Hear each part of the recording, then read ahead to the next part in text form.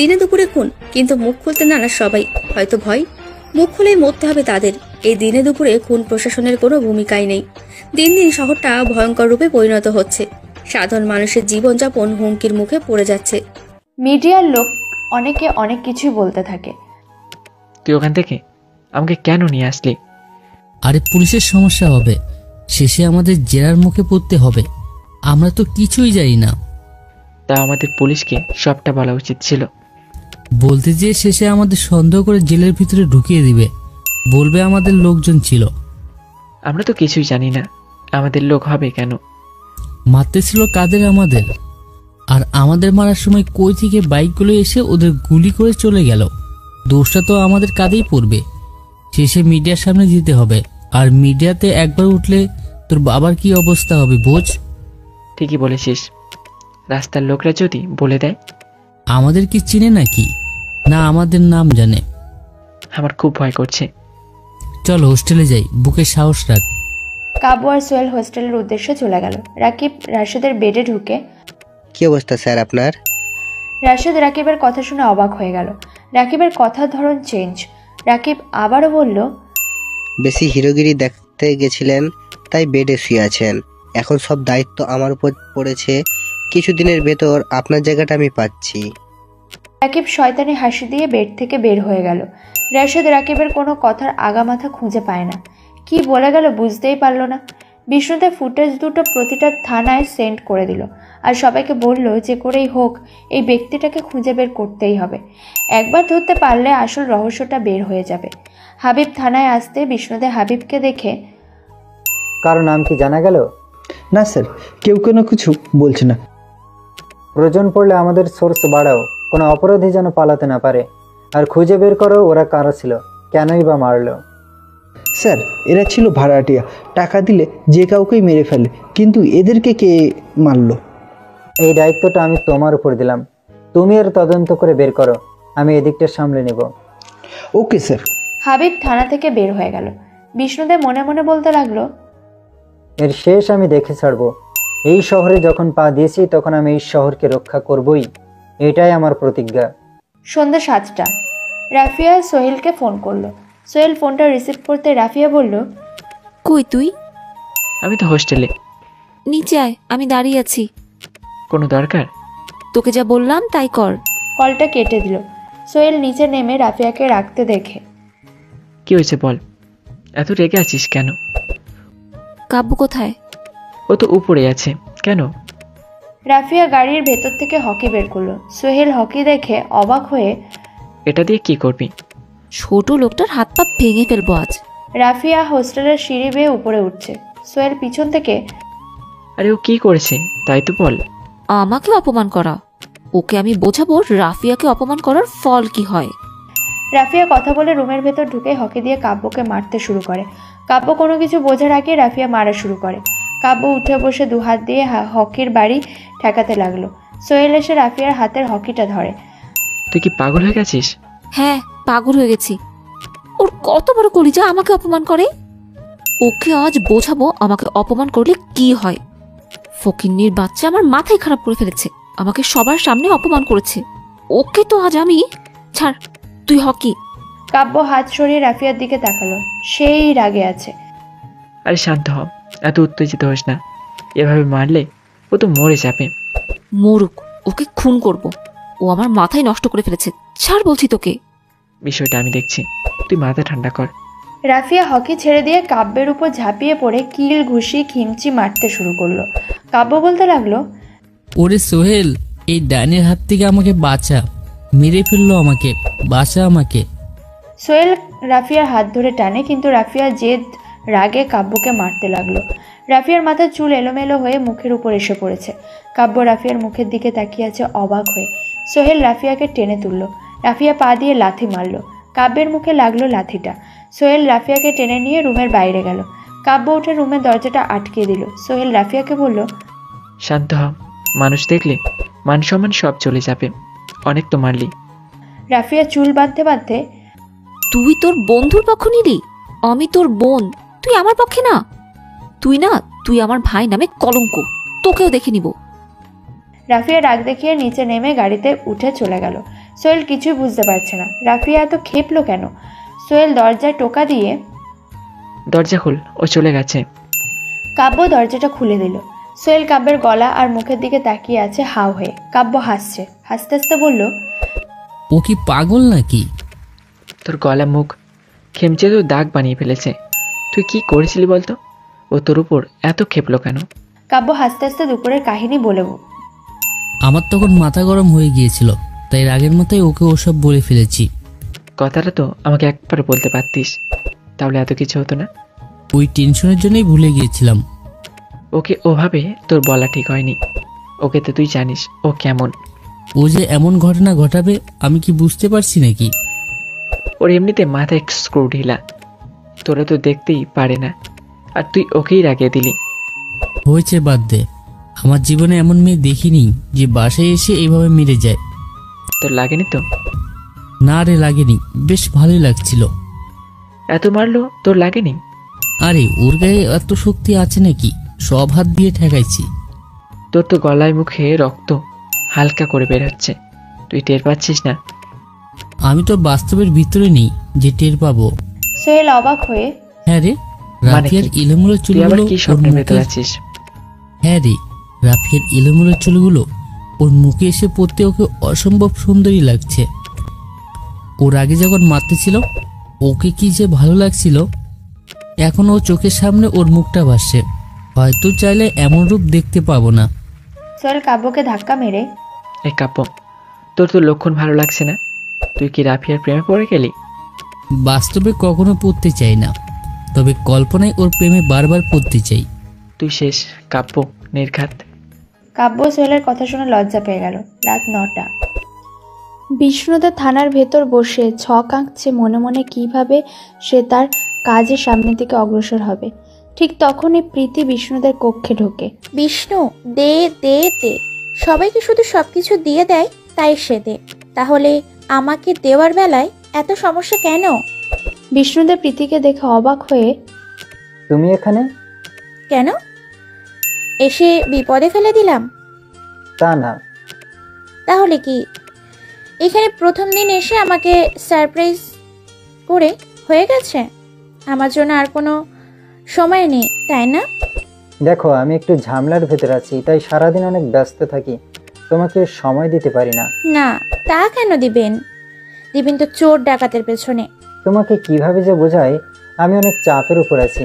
চিন্তা করো না, সব চাপ সামলে তোমাকে সারা দিন সময় দেব। কেমন সময় দিবেন তা আমার ভালো করেই জানা আছে। আমাকে একটু বোঝার চেষ্টা করো। প্রীতি অভিমানে, হ্যাঁ বুঝলাম, সরি, আপনার কাজে বিরক্ত করে ফেললাম। আপনি আপনার কাজ করেন, আমার আশাটাই ভুল হয়েছে। প্রীতি অভিমান করে থানা থেকে বের হয়ে গেল। রাস্তা দিয়ে একা একা হাঁটছে আর চোখের পানি মুছছে। বিষ্ণুদা প্রীতির অভিমান ঠিক মতো বুঝতে পারে।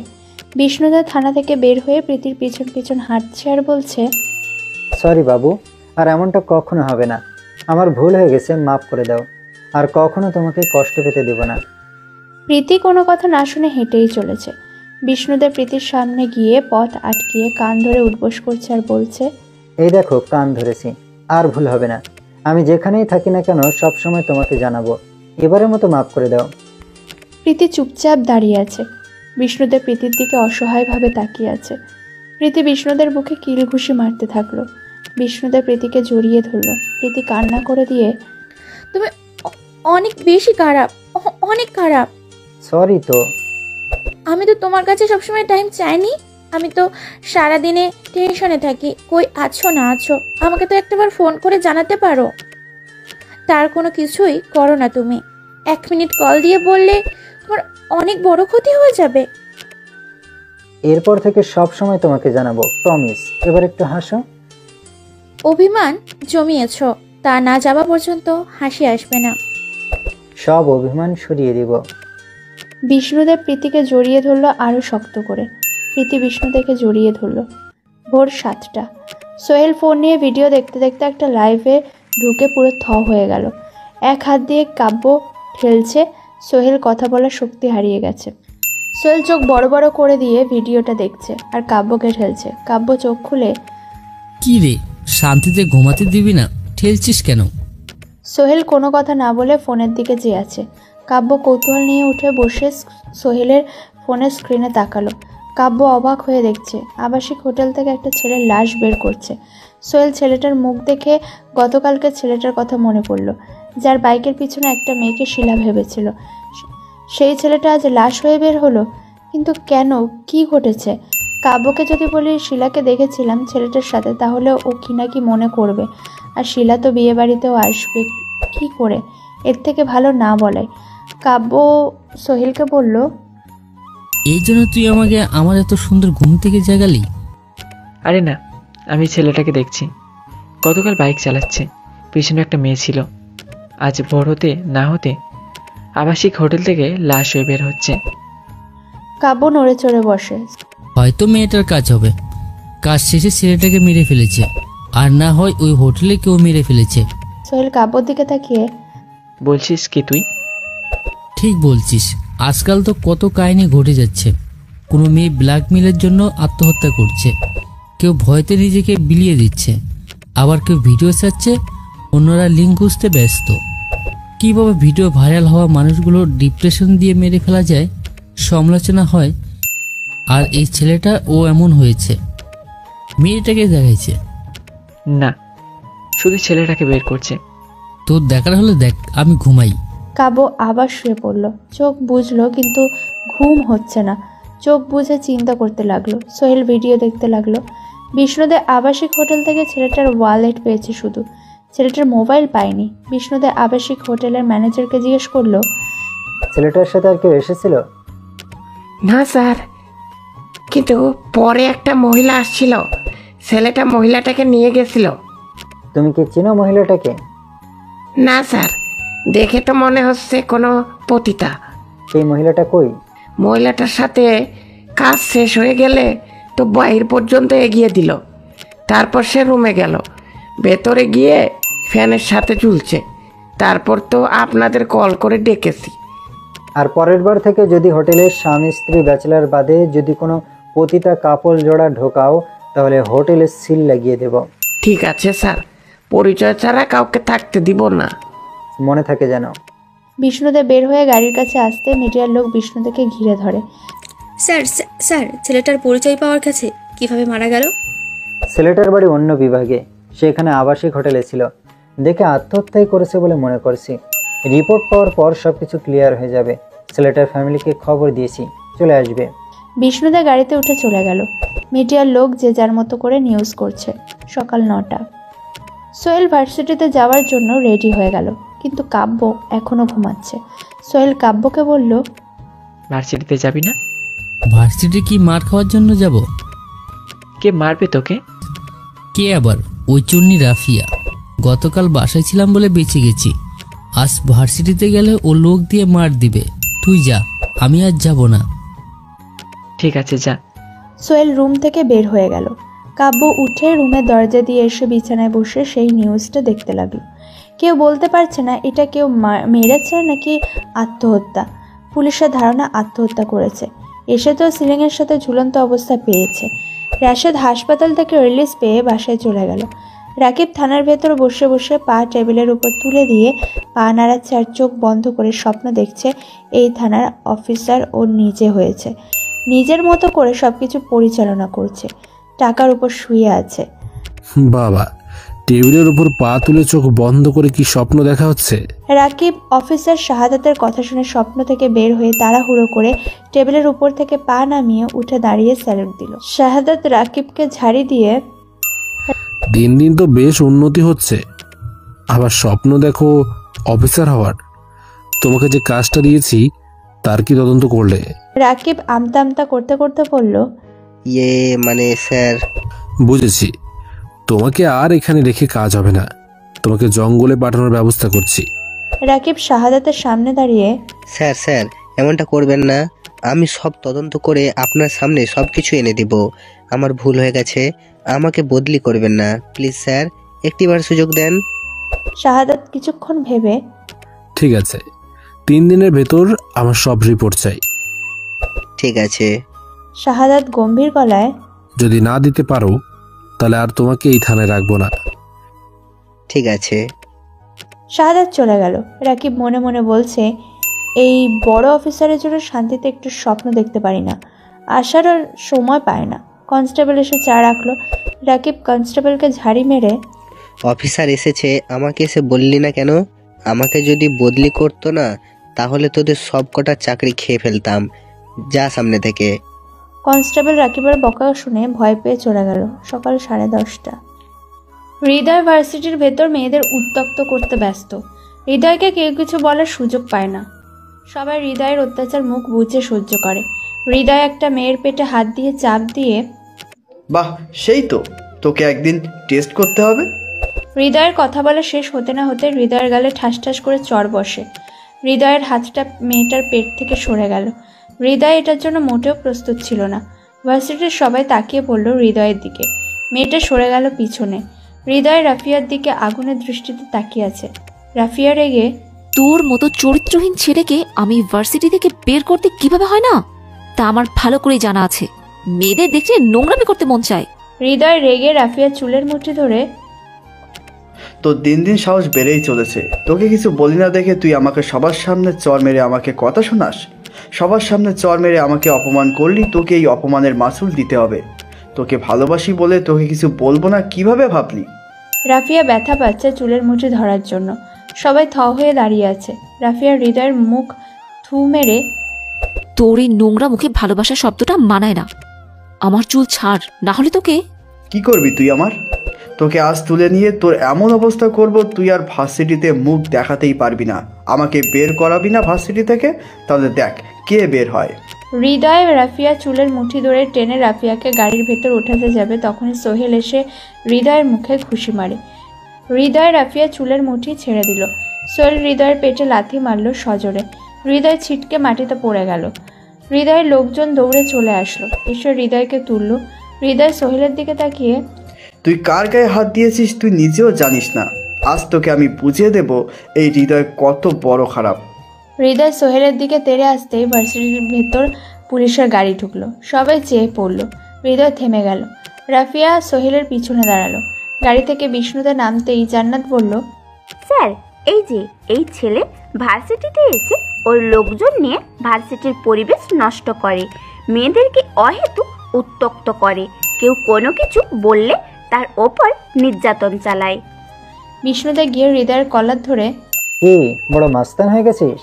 ভার্সিটির ভেতরে ঢুকে মেয়েদের সাথে নোংরামি করিস? চল তোকে বোঝাবো। স্যার, আমার কলার ছাড়েন। আপনি আমার বাবাকে চেনেন না।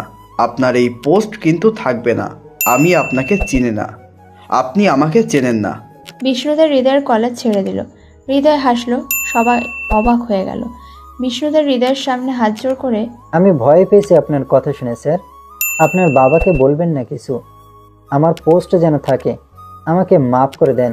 আপনি যা বলবেন তাই করব। বলেন কাকে ধরে নিয়ে যাব? হৃদয় হেসে দিয়ে, এক কথায় বুঝে ফেলছেন আমার কথা। আপনার প্রমোশন করিয়ে দেব, কাউকে ধরতে হবে না। আপনি চলে যান, আমার কাজ আমি করে নেব। ঠিক আছে স্যার, আমি চলে যাচ্ছি। আপনার যা করার করেন, আমি মাঝখানে আসবো না। হৃদয় রাফিয়া সোহেল আর জান্নাতের দিকে তাকিয়ে শয়তানি হাসি দিল। সোহেল, রাফিয়া, জান্নাত ভার্সিটির সবাই হা হয়ে গেল। হৃদয়কে তবে পুলিশও ভয় পায়। হৃদয় ওর লোকদের বলল, এই সোহেলকে ধরে ইচ্ছে মতো মার। আমি এই দুটোকে নিয়ে যাচ্ছি, একটার সাথে একটা ফ্রি। ওদের কত তেজ আমি কমিয়ে দেব। হৃদয়ের কথা মতো হৃদয়ের লোক সোহেলের কাছে আসতে বিষ্ণুদের হৃদয়ের গালে চড় বসিয়ে দেয়। হৃদয় গালে হাত দিয়ে বিষ্ণুদের দিকে তাকিয়ে পড়ে। হৃদয়ের লোক এক পা পিছে সরে যায়। বিষ্ণুদের হৃদয়ের আরেক গালে চড় মারে। কি ভেবেছিস তুই? তোর কথা শুনে আমি ভয় পেয়ে যাব? আরে আমি বিষ্ণু দে, দে আমার নাম। আমি যাকে ধরি তাকে দিয়ে ছাড়ি। তোর বাবা কত বড় পাওয়ারফুল লোক আমি দেখতে চাই। এই সব কটাকে গাড়িতে তোল। হৃদয় হা হয়ে গেল। বিষ্ণুদের হৃদয়ের কলার ধরে গাড়িতে উঠিয়ে হাত করা পরিয়ে দিল। পুলিশেরা বাকিগুলোকে গাড়িতে তুলল। হৃদয় গাড়িতে বসে, তোদের কাউকে আমি ছাড়বো না। এর বদলা আমি ঠিক নেব। বুঝিয়ে দেব এই হৃদয় কি জিনিস। পুলিশের গাড়ি ভার্সিটি থেকে বের হয়ে গেল। ভার্সিটির সবাই অবাক হয়ে গেল বিষ্ণুদের কাণ্ড দেখে। রাফিয়া সোহেলের দিকে তাকিয়ে, তুই ঠিক মতো না আসলে কি যে হয়ে যেত। তোকে আমি বারণ করেছি হৃদয়ের থেকে দূরে থাকবি। তুই কেন ওর সাথে লাগতে গেলি? ও একটা মেয়ের পেটে হাত দিয়ে বাজেভাবে কথা বলছিল, তাই রাগ কন্ট্রোল করতে না পেরে ওকে চড় মেরে বসি। তোর লোকজন কোথায়? কেউ হয়তো খবর পায়নি, পেলে তো চলে আসতো। অঘটন ঘটার পর জানতো। হয়েছে, যা হবার হয়ে গেছে। সোহেল জান্নাতের দিকে তাকিয়ে, আপনাকে তো চিনলাম না। ও আমার ফ্রেন্ড, এই ভার্সিটিতেই পড়ে। সময় মতো পুলিশ না নিয়ে আসলে অনেক বড় ঝগড়া বেঁধে যেত। ধন্যবাদ বিপদে পাশে থাকার জন্য। রাফিয়া, জান্নাত, সোহেল ক্লাসের দিকে চলে গেল। হাবিব বিষ্ণুদের কাছে রিপোর্ট এগিয়ে দিল। বিষ্ণুদের রিপোর্টটা হাতে নিয়ে, মিডিয়ার লোক খবর দাও। কেন স্যার? যা বলছি করো। কয়েকজনকে ধরে নিয়ে আসছি, ওর বাবার পাওয়ারটা একটু মিডিয়ার সামনে দেখতে চাই। ওকে স্যার, আমি দেখছি। হাবিব বের হয়ে জেলের ভেতর হৃদয়কে দেখে বের হয়ে গেল। বিষ্ণুদের রিপোর্টটা খুলে দেখছে, কোনো আঘাতের চিহ্ন নেই। মরার আগে মিলন হয়েছে তাও স্পষ্ট। এটা তাহলে আত্মহত্যা। চেতনানাশক ওষুধ খেয়ে কিছুক্ষণ পর সিলিংয়ের সাথে ঝুলে পড়েছে। বিষ্ণুদের কাছে সবকিছু ক্লিয়ার হয়ে গেল। পতিতা ভাড়া করে এনে মিলন হলো, তারপর এগিয়ে দিল, পরে একাই আত্মহত্যা করলো। বিষ্ণুদের ফাইলটা বন্ধ করতে যাবে তখনই থানার ভেতর এক লোক ঢুকে জোরে জোরে চিল্লিয়ে বলতে লাগলো, কার এত বড় সাহস আমার ছেলেকে ধরে নিয়ে আসছে? সে কি আমার ছেলেকে চিনে না নাকি আমাকে চিনে না? কার এত বড় সাহস? বিষ্ণুদের ফাইলটা অফ করে উঠে দাঁড়িয়ে, এটা আপনার বাসা না যে আপনি চিল্লাবেন। চিল্লাতে হলে বাসায় দিয়ে চিল্লান, তা না হলে সোজা লকআপে ভরে দেব। ইকু খান বিষ্ণুদের দিকে তাকিয়ে, তুমি আমাকে চিনো? আমার সাথে কিভাবে কথা বলতে হবে তোমাকে শেখাতে হবে। আপনাকে তো ভালো ব্যবহার করে বললাম। এটা থানা, আপনার বাসা না যে চিল্লাবেন। কি জন্য এসেছেন বলেন? আমার ছেলেকে কেন ধরে নিয়ে এসেছো? তুমি জানো আমি তোমার কি করতে পারি? বিষ্ণুদের টেবিলের উপর থাবা মেরে, তোকে ভালোভাবে বলছি, বুঝছিস না? তোর ছেলেকে নষ্ট করার পিছনে তুই সম্পূর্ণ দায়ী। কোনো খেয়াল রাখিস না ছেলে কি করছে না করছে। টাকা আছে, টাকার ফুটানি দেখাস। ইকু খান টেবিলে চড় মারা দেখে কেঁপে উঠল। ইকু খান স্বাভাবিক হয়ে মাথা ঠান্ডা করে, আমার ছেলেকে কেন ধরে নিয়ে এসেছেন? এই তো লাইনে এসেছেন। আপনার ছেলে ভার্সিটিতে যেয়ে মেয়েদের ইপটিজিং সহ মেয়েদেরকে অশ্লীলভাবে গালি দিবে, তাদের শরীরে আবার হাতও দেয়। মামা বাড়ি আবদার পেয়েছো? ওকে ছেড়ে দেন, আমি ওকে শাসন করে নিব। হ্যাঁ, ছেড়ে তো দিতেছিলাম, কিন্তু আপনার পাওয়ার দেখাতেছিল আমাকে, তাই তো আপনাকে দেখার জন্য ধরে নিয়ে আসছি। আপনাকে দেখতে পেয়ে ভালোই হলো। বিষ্ণুদের কনস্টেবলকে হৃদয়কে আনতে বলল। কনস্টেবল হৃদয়কে এনে নিয়ে দাঁড় করালো। ইকু খান হৃদয়কে দেখে অন্যদিকে তাকালো। হৃদয়ের দিকে তাকাতে পারছে না হৃদয়ের অবস্থা দেখে। মনের ভেতর আগুন জ্বলে উঠল। ইকু খান উঠে দাঁড়িয়ে হৃদয়ের গালে চড় মেরে, তোকে আমি এই শিক্ষা দিয়েছি, তোর নামে এইসব কি শুনতেছি? হৃদয় মাথা নিচু করে রাখলো। ইকু খান রেগে, তোকে আমি ভার্সিটিতে পাঠিয়েছি কি মেয়েদের উত্তক্ত করতে? হ্যাঁ, আমি খোঁজ নি না বলে মাথায় উঠে গেছিস? বিষ্ণুদের সাথে ইকু খান কথা বলে হৃদয়কে ছাড়ালো। যাওয়ার সময় বিষ্ণুদে বলল, ছেলেকে বারণ করে দিবেন আর যেন ঝামেলা না করে। যদি করে তাহলে এরপর ছাড়বো না, সোজা চালান করে দেব। ইকু খান মাথা নাড়িয়ে হৃদয়কে নিয়ে বের হয়ে যায়। হৃদয় ইকু খানের দিকে রেগে, ড্যাডি, তুমি ওর সামনে আমাকে মারলে? তুমি কখনো আমার গায়ে হাত দাওনি, আজ কিনা আমাকে মারলে? কি করব, এছাড়া উপায় নেই। মিডিয়ার সামনে যদি সব প্রকাশ করতো তাহলে আমার অবস্থা খারাপ হয়ে যেত। যা করতে হবে ঠান্ডা মাথায়। ওই নতুন অফিসারকে ঠান্ডা মাথায় মেরে ফেলতে হবে। তোমাকে আর কিছু করতে হবে না, যা করার আমিই করব। ওদেরকে শেষ করব কিভাবে তা আমার জানতে হবে। এমনভাবে অফিসারকে মারবো কল্পনাও করতে পারবে না। ইকু খান হৃদয়ের কথা শুনে হা হয়ে গেল। কাব্য ফোনের দিকে চোখ বড় বড় করে দিয়ে তাকিয়ে পড়ল।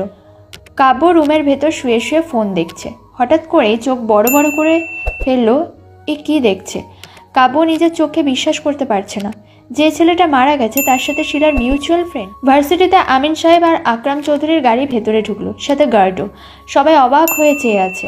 রাফিয়া আর সোহেল দুজনকে আসতে দেখে রাফিয়াকে বলল, চলে গেছে কানে খবর, এখন সামাল দিতে হবে। তুই কি ভয় পাচ্ছিস? না, কিন্তু যা ঘটেছে তাই বলবো। আমিন সাহেব আকরাম চৌধুরী গাড়ি থেকে নেমে রাফিয়া আর সোহেলের সামনে দাঁড়িয়ে, এত বড় ঘটনা ঘটে গেল, আমাকে কেন কল করে জানাসনি? আমরা কি মরে গেছি? আমাদের জানানোর প্রয়োজন মনে করলি না? না মানে বাবা, এতটুকুর জন্য জানতে চাইনি। ঠিক হয়ে গেছে। আমিন সাহেব ধমক দিয়ে, কি ঠিক আছে? কোনো কিছুই ঠিক নেই বাবা, আমরা ওকে পুলিশে ধরিয়ে দিয়েছি। তোদের মাথায় কখনো কি বুদ্ধি হবে না? ওর বাবা ওকে নিয়ে ভার্সিটিতে আসবে মীমাংসা করার জন্য। রাফিয়া আর সোহেল একে অপরের দিকে তাকিয়ে অবাক হয়ে গেল। ভার্সিটির ভেতর ইকু খান আর পিছনে তার লোকজন ঢুকলো। আমিন সাহেব তাকিয়ে এসে গেছে। বাবা, তুমি কি ইকু খানকে ভয় পাও? আকরাম হেসে ওঠে। মামনি, আমাদেরকে ওরা ভয় পায়, তাই তো আমাদের ফোন দিয়ে সব কিছু বলেছে। ও তো ভালো করে জানে আমাদের সাথে দ্বন্দ্ব লাগলে ওরই লোকসান। সোহেল আর রাফিয়া চেয়ে আছে আকরাম চৌধুরীর মুখের দিকে। ইকু খান হৃদয়কে গাড়ি থেকে নামিয়ে দিয়ে ওদের সামনে দাঁড়ালো। হৃদয় মাথা নিচু করে আর চোখে রাফিয়া আর সোহেলকে দেখছে। রাফিয়া আর সোহেল হৃদয়কে পা থেকে মাথা পর্যন্ত দেখছে। সবাই প্রিন্সিপালের রুমে চলে গেল। লোকজন সবাই নিচে দাঁড়িয়ে রইল। ভার্সিটির সবাই এতক্ষণ অবাক হয়ে সব কিছু দেখছিল। কাব্য সোহেলকে বারবার কল করছে, কিন্তু সোহেল ফোন তুলছে না। কাব্য চিন্তায় পড়ে গেল সোহেলের কিছু হলো কিনা। ফোনে রিং হচ্ছে কিন্তু কোনো সাড়া শব্দ নেই। কাব্য শোয়া থেকে উঠে পড়ল। কাব্য উঠে রুম থেকে বের হয়ে গেল। হাবিব বিষ্ণু দেখে এসে বলল, স্যার গাড়ি রেডি। ঠিক আছে, চলো। আমরা কোথায় যাচ্ছি? দুপুরের খাবার খেতে। সেখানে নাকি ভালো ভালো খাবারের আইটেম হয়। কোন হোটেলে যাচ্ছি আমরা? এই তো পাশের হোটেলে। Okay sir. বিষ্ণুদে আর হাবিব বের হয়ে গাড়িতে উঠে বসলো। গাড়ি চলতে শুরু করলো। পিছনে আরো দুটো গাড়ি। হাবিব গাড়ি দুটো দেখে, স্যার আমাদের সাথে ফোর্স কেন? আরে ওদের রেখে কি একা খাবো? সবাই একসাথে খাবো। স্যার আপনি অনেক ভালো। বিষ্ণুদের মুচকি হাসলো। হাবিব জানে না বিষ্ণুদের মনে কি আছে।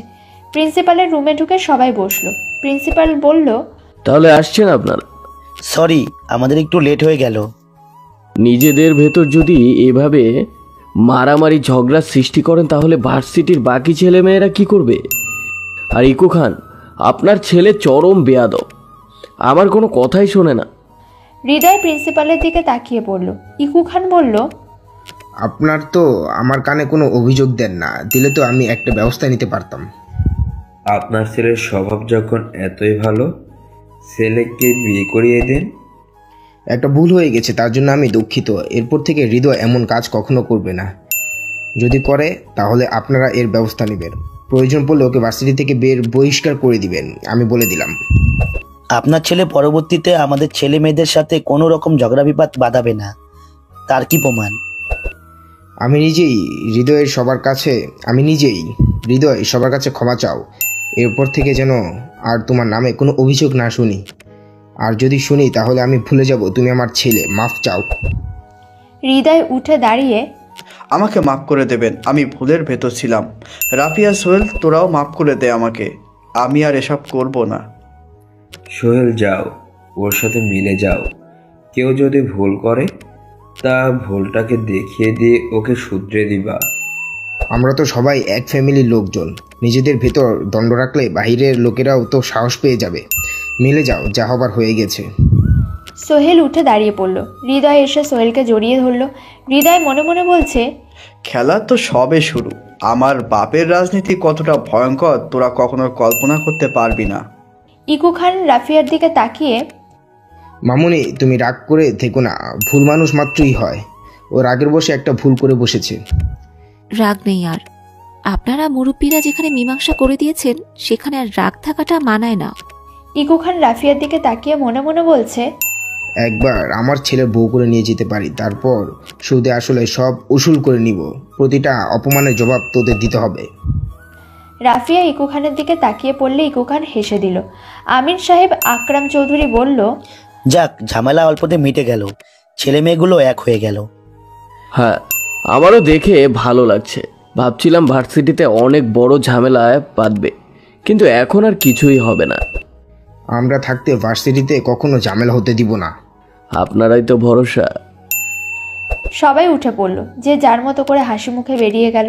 পুলিশের গাড়ি হোটেলের সামনে থামলো। বিষ্ণুদে গাড়ি থেকে নেমে হোটেলের ভেতর ঢুকলো, সাথে হাবিব। বাকিরা হোটেলের চারপাশে জুড়ে থাকলো।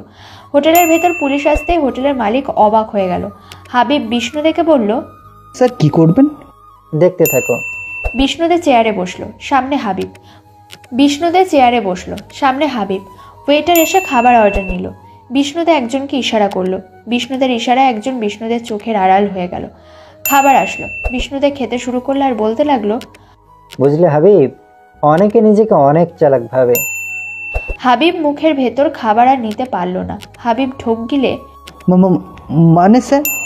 চোর কিন্তু চুরি করার আগে পালানোর পথটা আগে সিলেক্ট করে কিভাবে পালিয়ে যাবে। হ্যাঁ, কিন্তু স্যার। খাও। এই বিষ্ণুদে যে চোর কিভাবে ধরে তা কেউ জানে না। কনস্টেবল একজন এসে বলল, স্যার কাজ হয়ে গেছে।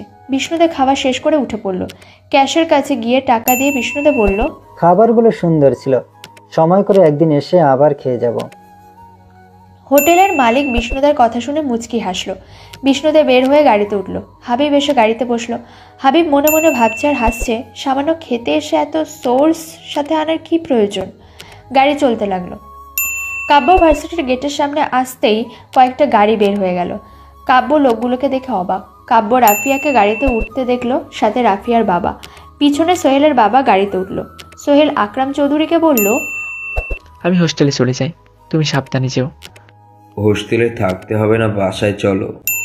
আর কোনো ঝামেলায় জড়াতে হবে না। পরীক্ষার পর বাসায় চলে আসবো।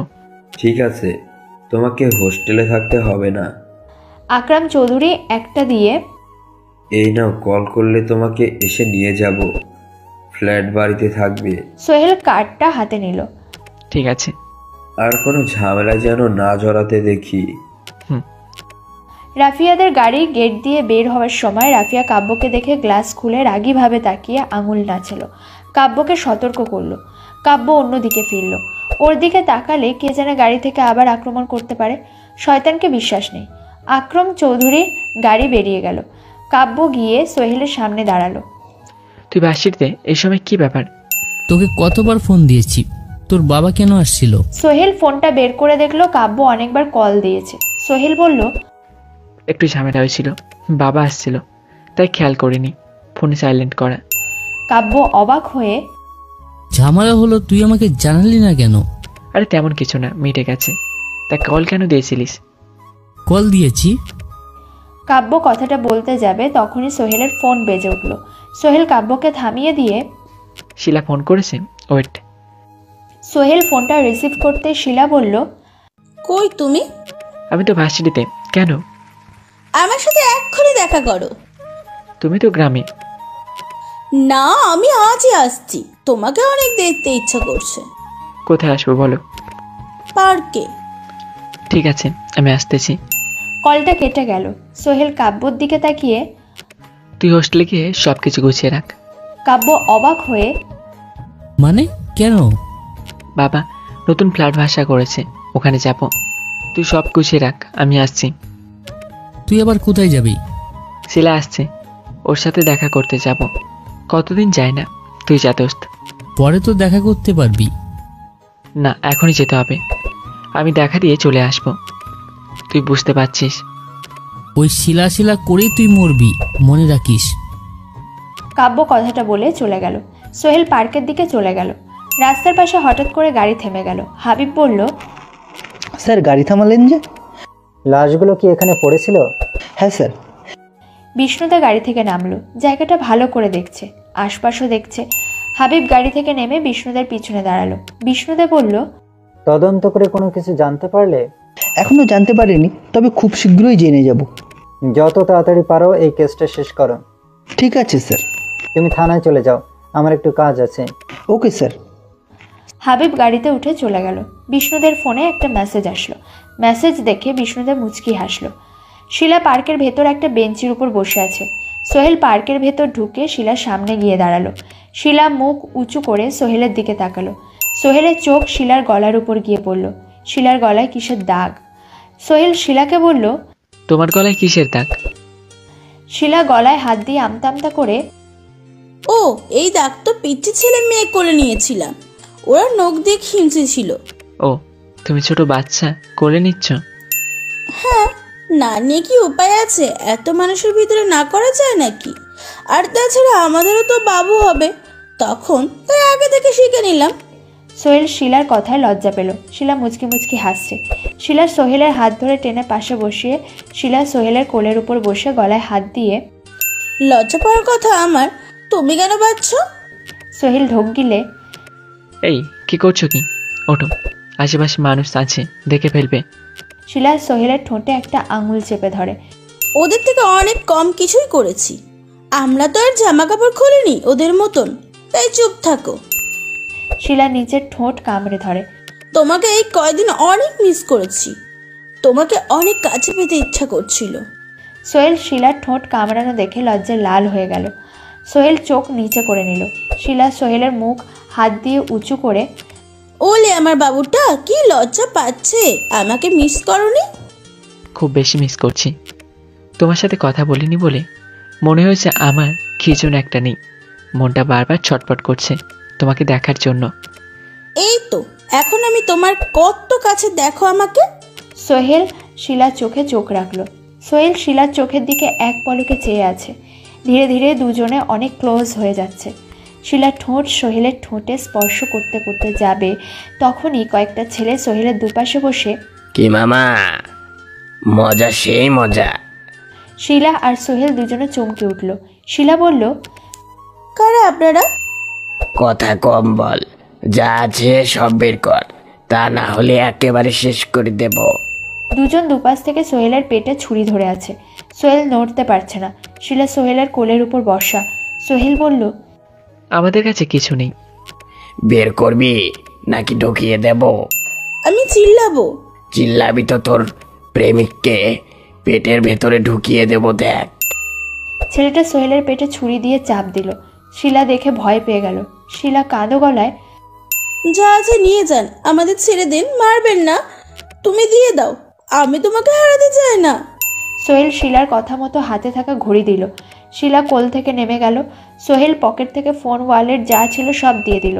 ছেলেগুলো শিলার সাথে থাকা ব্যাগ নিয়ে চলে গেল। শিলা কাঁদো গলায়, আমার জন্য তোমাকে এই একটা খারাপ ঘটনার সম্মুখীন হতে হলো।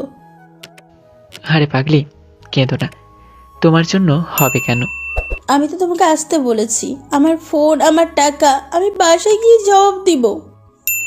আমি তোমাকে ফোন কিনে দেব, চিন্তা করো না। আমি ফোনের জন্য চিন্তা করছি না, আমার ব্যাগে 2 লক্ষ টাকা ছিল বাবাকে দেওয়ার জন্য। আমি বাসায় যেয়ে টাকাগুলো দিয়ে এখানে আসাটা ভালো ছিল। সোহেল অবাক হয়ে গেল। শিলা কেঁদেই যাচ্ছে। সোহেল বলল, তুমি বাসায় না গিয়ে আমার সাথে দেখা করতে আসছো? হ্যাঁ, তোমাকে অনেক দেখতে ইচ্ছা করছিল। আমি বাসায় যাব কি করে? আমি আর বাসায় যেতে পারবো না। আচ্ছা, আমি টাকাটা দিয়ে দেব, চিন্তা করো না।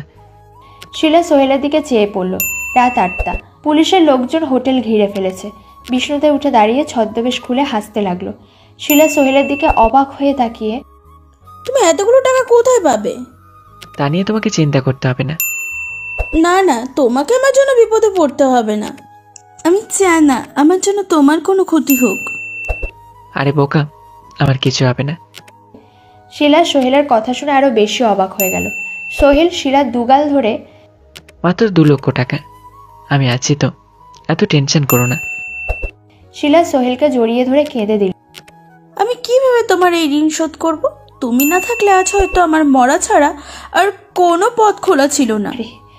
সোহেল শিলাকে জড়িয়ে ধরে, চুপ, একদম মরার কথা বলবে না। খুব ভালোবাসি তোমাকে। অনেক বেশি। তোমাকে ছাড়া আমি থাকতে পারি না। কাব্য সবকিছু গুছিয়ে বসে আছে, কিন্তু সোহেলের কোনো খোঁজ নেই। এখনো আসছে না কেন?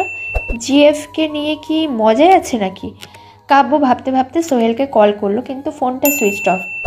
কোনো বিপদ হলো না তো আবার সোহেলের? নাকি ডিস্টার্ব করবো বলে ফোন অফ করে রেখেছে? কাব্য চিন্তায় পড়ে গেল। সোহেল শিলাকে বলল, তোমাকে আমি বাসায় নামিয়ে দিচ্ছি, আগামীকাল এসে টাকাটা নিয়ে যেও। আমি এখন বাসায় যেয়ে কি বলবো? বলবে ব্যাগটা ভুল করে বন্ধুর বাসায় ফেলে আসছো, কালকে গিয়ে নিয়ে আসবো। আমাকে মেরেই ফেলবে তাহলে? তাহলে তুমি কোথায় থাকবে? এখন তো রাত হয়ে গেছে, ব্যাংকও বন্ধ, আমার কাছে ফোন নেই, নাম্বারও নেই। চলো না আজ রাতটা একসাথে থাকি। সোহেল শিলার দিকে অবাক হয়ে, কি বলছো কি? তুমি কি আমাকে বিয়ে করবে না তাই ভয় পাচ্ছ আমাকে নিয়ে থাকতে?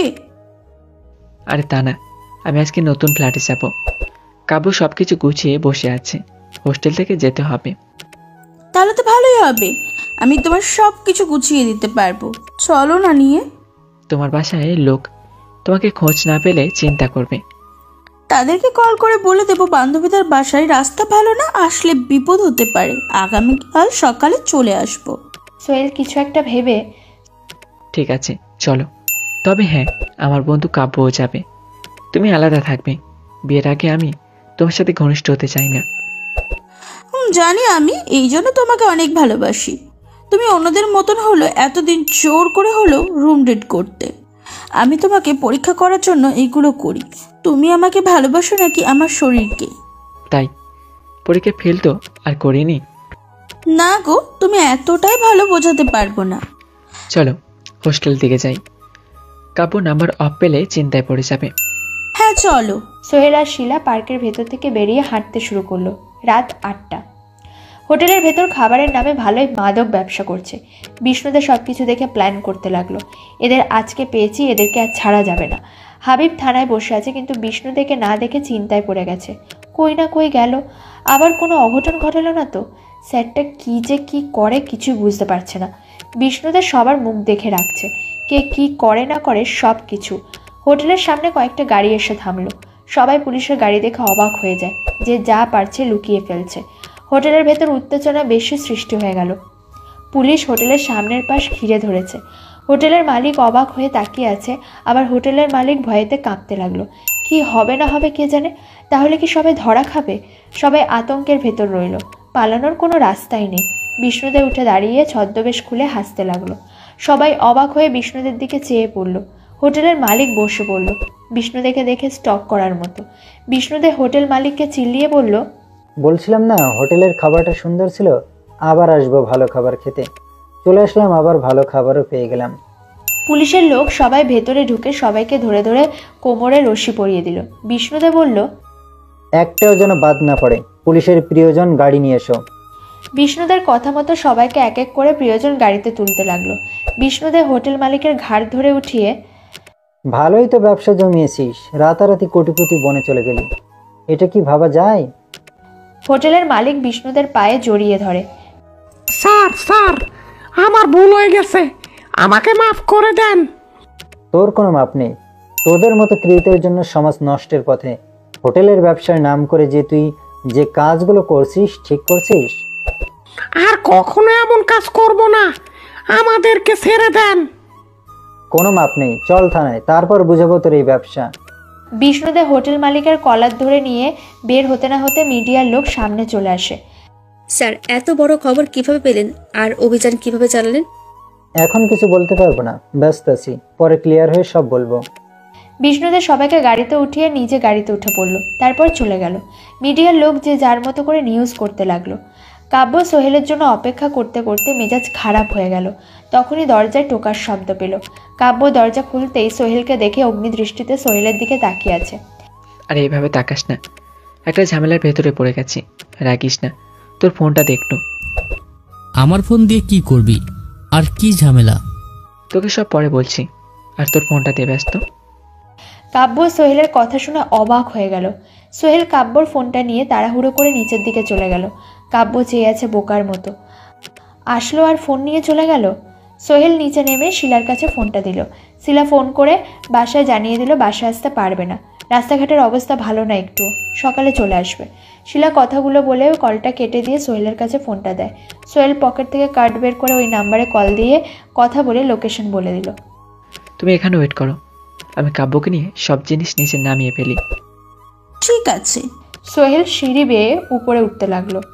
গাড়িতে করে সবাইকে নিয়ে এসে থানার জেলে ঢুকিয়ে ফেলেছে। হাবিব হা হয়ে চেয়ে আছে। বিষ্ণুদে হাবিবের সামনে দাঁড়িয়ে মুচকি হাসলো। হাবিব বলল, স্যার এগুলো দুপুরে ধরতে চাইছিলাম, কিন্তু আমাদের উপস্থিতি টের পেয়ে সাবধান হয়ে গেছিল, তাই রাতেই মিশন শুরু করলাম। স্যার আপনি তো কামাল করে দিলেন।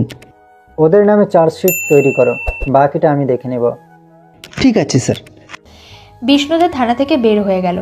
সোহেল আর কাব্য জিনিসপত্র নিচে নামাতে লাগলো। কাব্য শিলাকে দেখে, শিলা এখানে কেন? ও আমাদের সাথে ফ্ল্যাটে যাবে। কাব্য অবাক হয়ে, তোমার মাথা কি ঠিক আছে? হ্যাঁ, কেন? ব্যাচেলারদের সাথে মেয়ে দেখলে কি হবে বুঝতে পারছো? তোর যদি এতই থাকতে হয় তাহলে ওকে নিয়ে কোনো হোটেলে নিয়ে থাক, ওখানে নিলে ঝামেলা হবে না, এখানে নিলে ঝামেলা হবে। আরে কিছু হবে না, ফ্ল্যাট তো আমাদের নিজেরই, কে কি বলবে? তুই কিন্তু বুঝতে পারছিস না। তোরা তো ভাবতে হবে না, রাফিয়াকে আসতে বলে দিচ্ছি। কাব্য হা হয়ে চেয়ে পড়ল সোহেলের দিকে। থাক ভাই, তুই একাই যা, আমি এখানে থাকবো, সে যে নিজের বিপদ ডাকতে চাই না। সোহেল হেসে দিয়ে, তোর এখানে থাকতে দেবে কে? আমার সাথেই যেতে হবে যদি ভালো চাস। তুই কোনো ঝামেলা পাকাবি আমি নিশ্চিত। এত বেশি বুঝতে হবে না। তোর সাথে কি ঝামেলা হয়েছে এখনো তো বললি না। সোহেল কাব্যকে সবকিছু বলল। কাব্য শুনে হাঁ হয়ে গেল। সোহেল কাব্যকে শিলার টাকা যাওয়ার কথা বলেনি, যে শিলাকে টাকা দেবে। এটা কাব্য শুনলে সোহেলকে বারণ করবে। সোহেল তাই আর বলেনি। কাব্য আর সোহেল নিচে নামলো। একটা গাড়ি আসলো। গাড়িতে জিনিসপত্র সবকিছু উঠিয়ে দিয়ে তিনজনে উঠে পড়লো। গাড়ি চলতে শুরু করলো। হাবিব বিষ্ণুদাকে কল করলো। বিষ্ণুদা কলটা রিসিভ করতেই হাবিব বলল, স্যার কোথায় আপনি? বাসায় দিকে আসছি কেন? ওদেরকে না ছাড়লে থানা উড়িয়ে দেওয়ার হুমকি দিয়েছে। এত বড় সাহস, ওদের এত ক্ষমতা? স্যার কি করব? থাকো আমি আসতেছি। কলটা কেটে দিল। বিষ্ণুদেব প্রীতিকে নিয়ে বের হতে চেয়েছিল কিন্তু বের হতে পারবে না। প্রীতি তো আবার রাগ করবে। বিষ্ণুদেব প্রীতিকে কল করলো। প্রীতি সেজে গুজে বসে আছে। বিষ্ণুদের ফোনের স্ক্রিনে নাম্বার ভেসে উঠতে দেখে কলটা রিসিভ করে হাসি মুখে। কোথায় তুমি? সে কখন থেকে সেজে বসে আছি। সরি বাবু, থানায় একটা সমস্যা হয়ে গেছে, ওখানে যেতে হবে। তোমাকে নিয়ে আমি কাল বের হই। তোমার এই কাজ কাজ করতে যে আমার আর সময় দাও না। তুমি থাকো তোমার কাজ নিয়ে, লাগবে না আমার কাউকে। প্রীতির রাগে কলটা কেটে দিল। বিষ্ণুদের কিছু করার নেই, পরে রাগ ভাঙানো যাবে। আগে তো দেখি কার এত বড় সাহস এই বিষ্ণুদের সাথে পাঙ্গা নেয়। বিষ্ণুদের থানার দিকে রওনা হলো। সোহেলের গাড়ি 7 তলা একটা বিল্ডিংয়ের সামনে থামলো। গাড়ি থেকে সবাই নামলো। শিলার চোখ কপালে। শিলা বলল, এটা তোমাদের ফ্ল্যাট? হ্যাঁ, কেন? না, এত সুন্দর ফ্ল্যাট তোমাদের, সত্যি অনেক সুন্দর। দাঁড়িয়ে না থেকে জিনিসপত্র নামাচ্ছি। শিলা তুমি 5 তলায় চলে যাও, আমরা জিনিসপত্র নিয়ে আসছি। ওকে। শিলা চলে গেল। কাব্য সোহেলকে বলল, তোদের বিয়েটা আজকে না পড়াতেই হয়। মানে? শিলার যে লোভ দেখলাম, আর এই ফ্ল্যাট দেখার পর তো তোকে এখনই বিয়ে করে নিবে। শুরু করে দিলি তো? বুঝবি একদিন। তুই কি আমাকে রাগাতে চাইছিস? তোকে আমি রাগাবো কেন? সত্যি কথা শুনলে সবাই রাগ করে। চল যাই। সোহেল আর কাব্য জিনিসপত্র নিয়ে সিঁড়ি বেয়ে উপরে উঠতে লাগলো। 5 তলায় এসে রুমের ভেতর ঢুকতে অবাক হয়ে গেল। কাব্য সোহেলকে বলল, সব কিছুতে আছে দেখছি রুমের ভিতরে।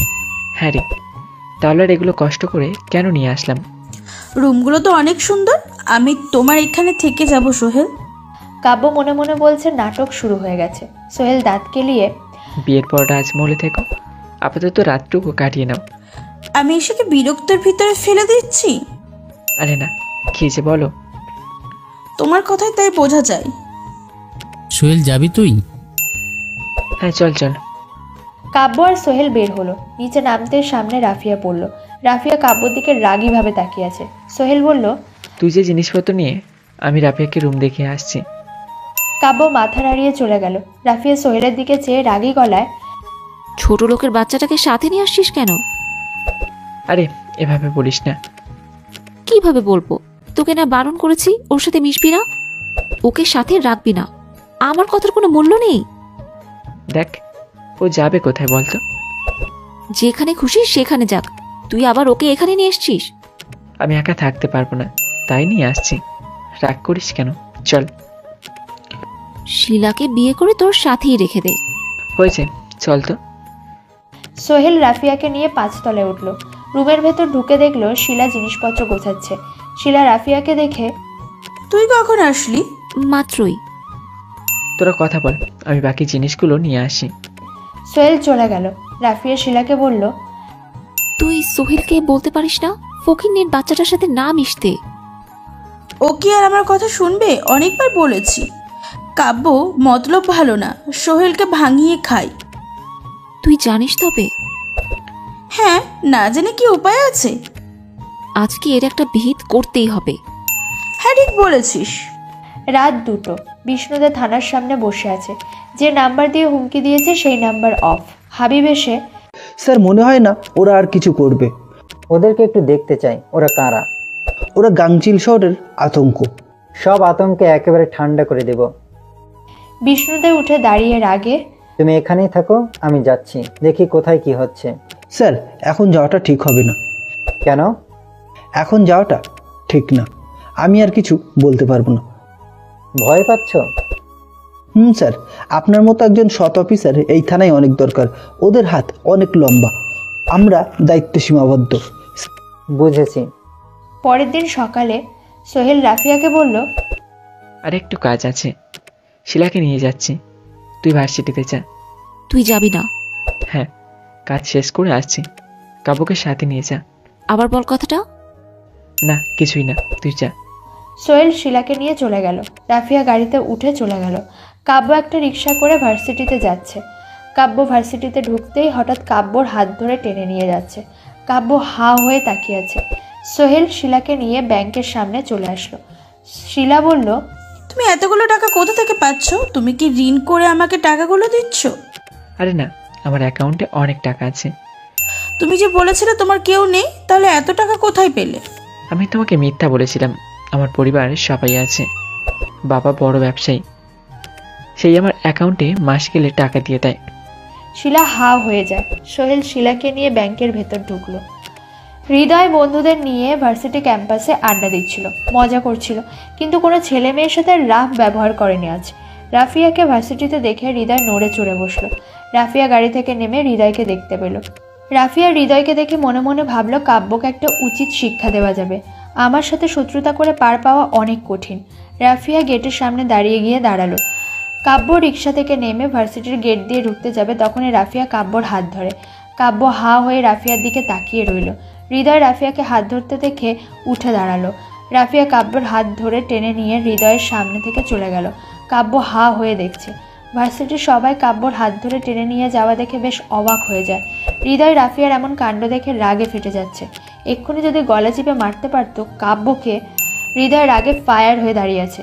রাফিয়া হৃদয়ে আড়াল হয়ে কাব্যের হাত ছেড়ে দিয়ে, শোন, তোর হাত ধরে টেনে নিয়ে এসেছি বলে মাথায় চড়ে বসিস না, তাহলে তোর খবর আছে। কাব্য রাফিয়ার কথা শুনে অবাক হয়ে গেল। মাত্র হাত ধরে টেনে নিয়ে আসলো সবার সামনে, এখন আড়াল হতে না হতে এইসব কথা বলছে। শয়তানের বস্তা মনের ভেতর, কি চলছে না চলছে কে জানে। রাফিয়া কাব্যর দিকে তাকিয়ে শয়তানে একটা হাসি দিয়ে চলে। কাব্যের কাঁধে কারো একজনের হাতের স্পর্শ পড়ল। কাব্য পিছনে তাকাতে হা হয়ে গেল। সোহেল ব্যাংক থেকে টাকা তুলে সব টাকা ধরে শিলাকে দিয়ে দিল। শিলা সোহেলকে জড়িয়ে ধরে গালে কিস করলো। তুমি আমার অনেক বড় উপকার করলে, কিভাবে যে শোধ করব? আরে শোধ করতে হবে না, কিছুদিন পর তো তুমি আমারই হবে। চলো না আজ বিয়ে করে নি। পাগল, সময় মতো মা বাবাকে রাজি করিয়ে পাঠিয়ে দেব। আর কতদিনে? একেবারে তোমার করে নাও, তোমাকে ছাড়া আর থাকতে ভালো লাগে না। আমারও তো মন নেই, আমারও তো মন চায়, কি করব বলো? পড়াশোনা শেষ না করে কিছুই করতে পারছি না। আমরা বিয়ে করে তোমাদের ওই ফ্ল্যাটে থাকবো, কাব্যকে হোস্টেলে পাঠিয়ে দিও। চলো ফোন কিনতে হবে। সোহেল কথা ঘুরিয়ে শিলাকে নিয়ে ফোনের দোকানের দিকে গেল। সোহেল মনে মনে ভাবছে, ইদানিং শিলা একটু বেশি পাগলামি করছে। আগে তো এমন করতো না। আগে বিয়ের কথা বললে বলতো পড়াশোনা শেষ করো, আর এখন সোহেল ভাবতে লাগলো। কাব্যর কাঁধের উপর হৃদয় হাত রাখলো। কাব্য পিছন ফিরে হৃদয়কে দেখে হা হয়ে গেল। হৃদয় কাব্যর মুখে ঘুষি মারলো। কাব্য কিছু বুঝে ওঠার আগে কাব্য কিছুটা দূরে সরে যায়। অবাক হয়ে হৃদয়ের দিকে তাকিয়ে রইল। হৃদয়ের বন্ধুরা এসে কাব্যকে ধরে মারতে শুরু করলো। কাব্য জানে না কি জন্য মারছে। কাব্যকে মাটিতে ফেলে পা দিয়ে লাথি, হাত দিয়ে ঘুষি মারতে লাগলো। কাব্য মায়ের খেতে লাগলো। জান্নাত হৃদয়কে মারতে দেখে দৌড়ে রাফিয়ার কাছে যায়। ওরা তো কাব্যকে মারছে। মারছে, মার খাক। কি বলছিস তুই? ঠিকই বলছি, ওটাই ওর প্রাপ্য, মারুক আরো ওকে।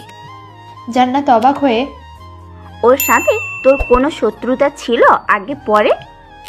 ওকে তো আমি চোখেই দেখতে পারি না।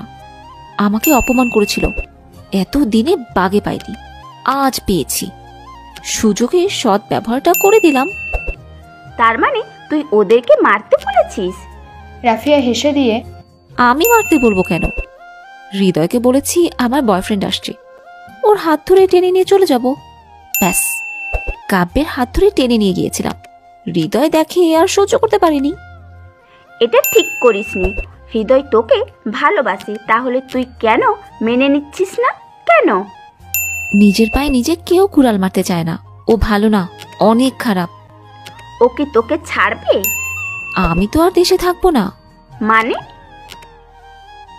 ভার্সিটি শেষ করেই বিদেশে চলে যাব, বাবার ব্যবসা দেখব। হৃদয় যদি চলে যায় তখন? তখন না হয় ওর ব্যবস্থা করব। কাব্যকে মারা শেষে হৃদয় কাব্যের কলার ধরে। রাফিয়ার সাথে তোর যা কিছু আছে সব শেষ করে নিবি, রাফিয়া শুধু আমার। রাফিয়ার সাথে যদি তোকে দেখি তাহলে তোকে আমি শেষ করে দেব। আর যদি প্রিন্সিপালকে আমার কথা বলিস তাহলে তোকে আর ভোরের আলো দেখতে হবে না, মাথায় রাখিস।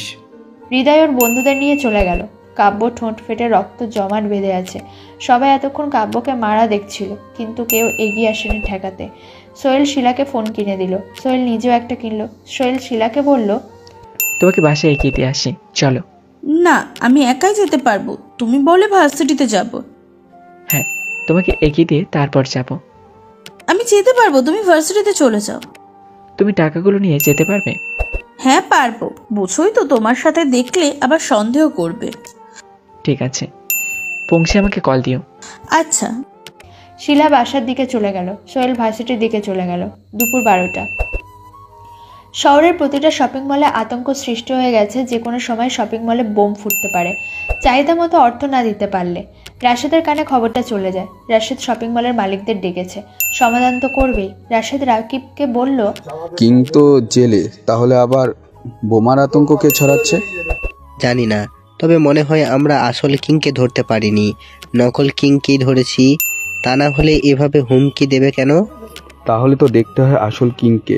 ওকে আমি যে করেই হোক ধরবো। কোনো প্ল্যান করেছেন? না, তবে এবারের প্ল্যানটা ভিন্ন হবে। কি স্যার? আগে কথা বলি। হুমকি দেওয়া ব্যক্তি কিভাবে টাকা নেবে আগে দেখতে হবে, তারপর হবে প্ল্যান। ঠিক আছে স্যার। রাশেদ চিন্তা করছে কে এমনভাবে হুমকি দিল, সবার ভেতর আবার নতুন করে আতঙ্ক সৃষ্টি করতে। এবার এর মূল কে বের করে ছাড়ব। সোহেল ভার্সিটিতে এসে কাব্যকে দেখে কাব্যের কাছে গিয়ে, তোর এই অবস্থা কি করে? খেয়ে মেরেছে তোকে? ওই একটু গণধোলানি খেলাম মানুষের কাছে। কি করছিস তুই যে তোকে মারছে? মেয়েদেরকে ইফ টিজিং করলে তো গণধোলাই খেতেই হবে। সোহেল রাফিয়ার দিকে তাকিয়ে পড়ল। রাফিয়া এগিয়ে এসে, যেমন কর্ম তেমন ফল। তুই কি আমাকে এটা বিশ্বাস করতে বললে আমি বিশ্বাস করব? অবিশ্বাসের কি আছে? ফকিন্নির চরিত্র কি ভালো নাকি? কাব্য, তুই আমাকে সত্যিটা বলবি না? উনি ঠিক কথাই বলছে, আমাকে বাসায় নিয়ে চল, এখানে আর থাকতে ভালো লাগছে না। রাফিয়া, তাহলে এটা তোরই কাজ? কাজটা তুই ঠিক করিসনি। তুই না জেনে শুনে আমাকে দোষারোপ করতে পারিস না। ওর দিকে একটু চেয়ে দেখ, ওকে কিভাবে মারছে, কেমন লাগছে এখন। লম্পটের দিকে কেন তাকিয়ে দেখবো? যা হয়েছে ভালোই হয়েছে, আরো 2-4টে মারলো না কেন? সোহেল বিষয়টা বুঝতে পেরে কোনো কথা না বাড়িয়ে কাব্যকে ধরে নিয়ে চলে গেল। রাফিয়া মুচকি মুচকি হাসছে। বিকেল 4টে। রাশেদের কথা মতো শপিং মলের সব মালিকেরা এসে হাজির হলো। রাশেদ সবার কাছে কোন নাম্বার থেকে কল করেছে তা জানতে চাইলে উত্তরে সবাই বলল চিঠি দিয়েছে, কল করেনি কোনো। রাশেদ এটা শুনে, ঠিক আছে, আপনারা বলেন কোথায় কিভাবে টাকা নেবেন এটা জানুন, তারপর আমি ব্যবস্থা নিচ্ছি। ওদের শুধু ধরতে পারলেই মুখোশ পরা লোক বেরিয়ে আসবে। সবাই রাশেদের কথা শুনে চলে গেল। রাকিব বলল, স্যার এবারের কাজ রিক্সা হয়ে যাব। কোনো রিস্ক হবে না, আমরা প্ল্যান মতন সব করতে পারলে আসামি ধরা পড়বে। ওদের চিঠি দেওয়ার ধরন দেখে বেশ ভয় করছে। আপনি যাবেন না প্লিজ স্যার? জনস্বার্থে ভালোর জন্য আমাকে যেতে হবে। তোমরা আছো তো আমাদের সাথে? কিন্তু স্যার আমাদের প্ল্যান যদি জেনে যাই? জানবে না, ভরসা রাখো। সোহেল রুমের ভেতর ঢুকে, আমি ঠিক আছি, চিন্তা করিস না। তোকে যেন আর রাফিয়ার সামনে যেন দেখি না, ও অনেক শয়তান, যেতে বেশি। আমি আর ভার্সিটিতে যাব না। কেন যাবি না? আমার সাথে যাবি। রাফিয়া আমাকে কেন দেখতে পারে না বলতো? আমি জানি না। আমি গরিব বলে আমাকে কথায় কথায় ফকিন্নি বলে, যা ইচ্ছে বলে অপমান করে। আরে তেমন কিছু না, ও হয়তো তোর উপর কিছু নিয়ে রাগ করে আছে। কাব্য কিছু বলতে যাবে তখনই ফোনটা বেজে ওঠে। সোহেল স্ক্রিনে তাকিয়ে দেখলো আকরাম চৌধুরী কল দিয়েছে। সোহেল ফোনটা রিসিভ করতেই ওপাশ থেকে আকরাম চৌধুরী, তোমাদের উপর সেদিন যারা আক্রমণ করেছিল তাদেরকে বলে তুমি মেরে ফেলেছো? সোহেল অবাক হয়ে, কে বলেছে এই কথা? সত্যি কিনা জানতে চাইছি। না, সত্যি না। আমাদেরকে মারতে গেছিল, তখনই কয়েকটা বাইক এসে ওদেরকে মেরে দিয়ে চলে গেছে। আমি ওদেরকে কাউকে চিনি না। তোমাকে এই কথা কে বললো? যে যাই বলুক, তুমি আমাকে এই কথা জানাওনি কেন? এতটুকু ঝামেলায়? আকরাম চৌধুরী ধমক দিয়ে, এতটুকু ঝামেলা? হ্যাঁ, এটা কতদূর পর্যন্ত যেতে পারতো? তোমাকে টেনে ধরে নিয়ে গেল কোন পর্যায়ে যেত? রাখো ফোন। আকরাম চৌধুরী কলটা কেটে দিল। কাব্য সোহেলকে জিজ্ঞেস করলো, কি হয়েছে? বাবার কানে সেই ঘটনা চলে গেছে। কোন ঘটনা? সেই মার্ডারের। বাবাকে কেউ চাপ দিচ্ছে। কি বলিস? হুম। চিন্তা করিস না, ঠিক হয়ে যাবে। চিন্তা তো বাবাকে নিয়ে। রাত 8টা। বিষ্ণুদা প্রীতিকা নিয়ে রিকশায় করে রেস্টুরেন্টের দিকে যাচ্ছিল। তখনই কয়েকটা বাইক রিকশার সামনে দাঁড়িয়ে পড়লো। রিকশাওয়ালা ভয়েতে রিকশা রেখে পালিয়ে গেল। বিষ্ণুদা অবাক হয়ে গেল। প্রীতি ভয়েতে বিষ্ণুদের হাত শক্ত করে ধরে বসলো। বাইক রিকশার চারপাশ দিয়ে ঘিরে ধরেছে। একজন বাইক থেকে নেমে, বিষ্ণুদে, নতুন অফিসার, গ্যাংচিল শহরের অতিথি। বেশি তাফালিং করাটা ঠিক হবে না, তাহলে কিন্তু বেশি দিন থাকতে পারবেন না। সুন্দরভাবে বলে গেলাম, আমাদের পিছনে লাইগেন না। যাদের ধরে নিয়ে গেছেন ছেড়ে দেন, 2 দিন টাইম দিলাম। বিষ্ণুদা অবাক হয়ে গেল। বাইকগুলো চলে গেল। প্রীতি বিষ্ণুদের দিকে তাকিয়ে, কারা ওরা? কি বলে গেল? কাদের ছেড়ে দিতে বললো? ও কিছু না, ভেবো না। তুমি ওদের কথা শোনো, ঝামেলা করো না। আমার অনেক ভয় করছে। ভয় পেও না, কিছু হবে না। ওরা তোমার কিছু করে ফেলবে। তুমি শুধু শুধু চিন্তা করছো। রিকশাওয়ালা এসে রিকশা চালাতে শুরু করলো। বিষ্ণুদে জিজ্ঞেস করলো, আপনি কেন ওদের দেখে পালিয়ে গেলেন? সাহেব, ওরা অনেক ভয়ঙ্কর। এই শহরে ত্রাস, কাউকে মারতে 2 বারও ভাবে না। কি বলছো কি? হ্যাঁ সাহেব, আপনার সাথে ওদের কি শত্রুতা? আপনি ওদের সাথে সব মিটিয়ে নেন, না হলে ওরা আপনাকে বাঁচতে দেবে না। রিকশাওয়ালার কথা শুনে প্রীতি বিষ্ণুদের হাত শক্ত করে চেপে ধরলো। বিষ্ণুদে বুঝতে পেরে চুপ হয়ে গেল। কথা বাড়ালে কথা বাড়বে, আর প্রীতিরও ভয় বেড়ে যাবে। রাত 10টা। রাকিব রাশেদকে কল করলো। রাশেদ কল ধরতেই, স্যার, গোপন তথ্য আছে। কি? আজ রাত 12টায় কিং আসছে ওদের ডেরায়, শপিং মলে বোম ফিট করার জন্য সব প্ল্যান করতে। ঠিক আছে, তুমি সোর্সদের রেডি করো, আজ রাতেই ওদের ডেরায় অভিযান চালাবো। ঠিক আছে স্যার। রাশেদ কলটা কেটে দিল। রাত 12টা। সোহেলের ফোনে একটা মেসেজ এসেছে। সোহেল মেসেজটা দেখে অবাক হয়ে যায়। রাশেদ রাকিব সোর্স নিয়ে ডেরার পাশে গিয়ে অবস্থান করলো। রাশেদ সবাইকে সাজিয়ে ডেরার ভেতর ঢুকে পুরো থ হয়ে গেল। রাফিয়া সোফার উপর বসে ল্যাপটপে নাটক দেখছিল। তখনই আমিন সাহেব রাফিয়ার পাশে বসে। মামুনি, কি করছিস? এই তো নাটক দেখছি, কিছু বলবে? কালকে তোকে একটা জায়গায় যেতে হবে। রাফিয়া ল্যাপটপ থেকে চোখটা সরিয়ে আমিন সাহেবের দিক দিয়ে, কোথায় যেতে হবে? অফিসে, ওইখানে কি একটা সমস্যা হয়েছে, ওটা দেখে আসবি। আমার শরীরটা ভালো না, তাই যেতে পারবো না। রাফিয়া ল্যাপটপটা বন্ধ করে। তুমি ডক্টর আঙ্কেলকে আসতে বলেছো? আরে তেমন কিছু হয়নি, তুই যাস মামুনি। তা তোমাকে নিয়ে ভাবতে হবে না, আমি যাবনি। ডাক্তার আঙ্কেলকে কল দিচ্ছি, সে এসে তোমাকে দেখে যাক। না না, আমি ঠিক আছি তো, তুই টেনশন করিস না। তুই বস, আমি তোকে দেখিয়ে দিই। রাফিয়া আমিন সাহেবের কথা মতো গিয়ে পাশে বসলো। আমিন সাহেব রাফিয়াকে সব কিছু দেখিয়ে বুঝিয়ে দিতে লাগলো। রাত 12টা। কাব্য ঘুমিয়ে আছে। সোহেল ফোন টিপছে। কয়েকবার কল করলো, 2 বার ওয়েটিং পেল কল। তারপর থেকে ফোন বন্ধ। সোহেল জরুরি কিছু কথা বলবে, তার বলতে পারছে না। সোহেল ফোন টিপছে, ভিডিও দেখছে, আবার মাঝে মাঝে কল দিচ্ছে শিলাকে, কিন্তু সুইচ অফ। সোহেলের চোখের সামনে হত্যা করার ভিডিওর সামনে এসে পড়েছে। সোহেল এসব দেখতে দেখতে বিরক্ত হয়ে মনে মনে বলতে লাগলো, বর্তমান সময়ের ফ্যাশন হয়ে গেছে সব। কি দরকার নিজের জীবন বিলিয়ে দেওয়ার? কোনো কি প্রয়োজন ছিল মরার? আরে একটা গেছে তো কি হয়েছে, আরেকটা আসবে। বিয়ের আগে কেন রুম ডেট করব? আর কেন বা ভিডিও করে ফোনে রাখবো? এটুকু বুঝুক কেমন লাগে, মরার পর বুঝবি জীবন কত সুন্দর ছিল। সোহেল মনে মনে এই কথাগুলো বলতে বলতে ভিডিও দেখছিল। তখনই সোহেলের ফোন টুম করে বেজে উঠল। সোহেলের ফোনে একটা মেসেজ এসছে। সোহেল মেসেজটা দেখে অবাক হয়ে গেল। মেসেজে তো একটা নাম্বার আর পাসওয়ার্ডের মতো সংখ্যা। সোহেল মেসেজটা দেখে কিছুই বুঝতে পারলো না। কি আমাকে পাসওয়ার্ড নাম্বার দিল? এরা কি কোনো হ্যাকার নাকি? সব কিছু হ্যাক করতে চাইছে? সোহেল নাম্বার আর পাসওয়ার্ডের দিকে তাকিয়ে আছে। রাশেদ রাকিব সোর্স নিয়ে ডেরার পাশে গিয়ে অবস্থান করলো। রাশেদ সবাইকে সাজিয়ে ডেরার ভেতর ঢুকে পুরো থ হয়ে গেল। ডেরাটা পুরো অন্ধকার, কিন্তু ভেতরে কেউ নেই। রাকিব বলল, স্যার, অ্যাকশনে ঢুকে পড়বো? রাশেদ ফিসফিসিয়ে, না, এখন তো কারো কোনো সারা শব্দ পাচ্ছি না, লাইট জ্বালিয়ে দাও। Okay sir. রাকিব ডেরার ভেতরে লাইন দিতে ডেরার ভেতরে লাইট জ্বলে উঠল। তখনই কলের লাইনটা কেটে গেল। রাশেদ সামনের দিকে তাকিয়ে হা হয়ে গেল। রাশেদের মাথার চারপাশ থেকে এসে পিস্তল ঠেকিয়ে ফেলল। রাশেদ হাত উপরে উঠিয়ে ফেলল। রাশেদের থেকে পিস্তলটা নিয়ে নিল। একটা লোক হাসতে হাসতে সামনের দিকে এগিয়ে এসে, তোর তো অনেক বুদ্ধি, প্ল্যানও ঠিক মতোই করেছিলি, কিন্তু তোর প্ল্যান কোনো কাজেই দিল না, ধরা খেয়ে গেলি আমাদের হাতে। তোদেরকে চারপাশ থেকে ঘিরে ধরেছি, বাঁচতে চাইলে আত্মসমর্পণ কর, না হলে জেলে পচে মরবি। তুই নিজে বেঁচে থাকলে তো দেখবি যে আমরা জেলে পচে মরি নাকি অন্য কিছুতে মরি, তা পরে দেখা যাবে। আমার গায়ে একটা টুকা পড়লে তাহলে তোদের ডেরা উড়ে যাবে। আমার সব লোক বাহিরে দাঁড়িয়ে আছে। লোকটা জোরে হেসে উঠল। রাশেদ অবাক হয়ে চেয়ে আছে।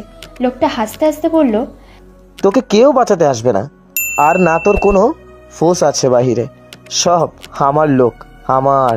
রাশেদ লোকটার কথা শুনে মনে হলো মাত্র আকাশ থেকে নামলো। এত সোর্স আনলাম আর এই লোকটা বলছে কোনো সোর্স নেই আমার। রাশেদ হেসে ওঠে।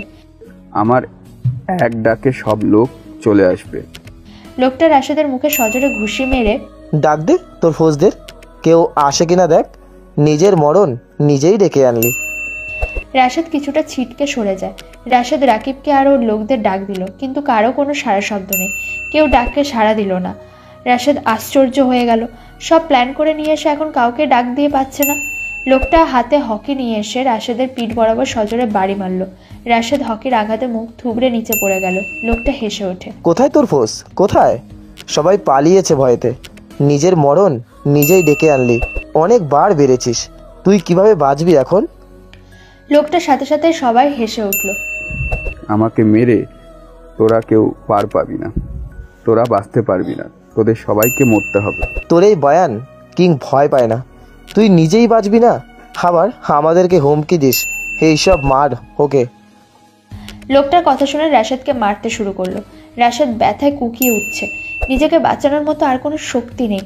যাদের ভরসা এসেছিল তারাই আমাকে রেখে পালিয়ে চলে গেল। বিষ্ণুদী স্যার থাকলে কখনো ফেলে যেত না। কাব্য থেকে কথাগুলো শেয়ার না করে আসাটা আমার ঠিক হয়নি। কাব্য মাফ করে দিও আমাকে। রাশেদকে ধরে উঠিয়ে চেয়ারে বসালো। রাশেদের মাথা, ঠোঁট, গাল বেয়ে রক্ত গড়িয়ে পড়ছে। আধমরা হয়ে গেছে রাশেদ। রাশেদ সামনের দিকে তাকাতে পুরো হা হয়ে গেল। সাথে সাথে রাশেদের কপাল ভেদ করে গুলি চলে গেল। রাশেদের নিথর দেহ মুখ থুবড়ে নিচে পড়ে গেল। কাব্য ঘুমের ভেতর লাফ দিয়ে উঠল বিষম খেয়ে কাঁচতে কাঁচতে। সোহেল কাব্য কাশির আওয়াজ শুনে ধ্যান থেকে লাফিয়ে উঠে ভয় পেয়ে গেল।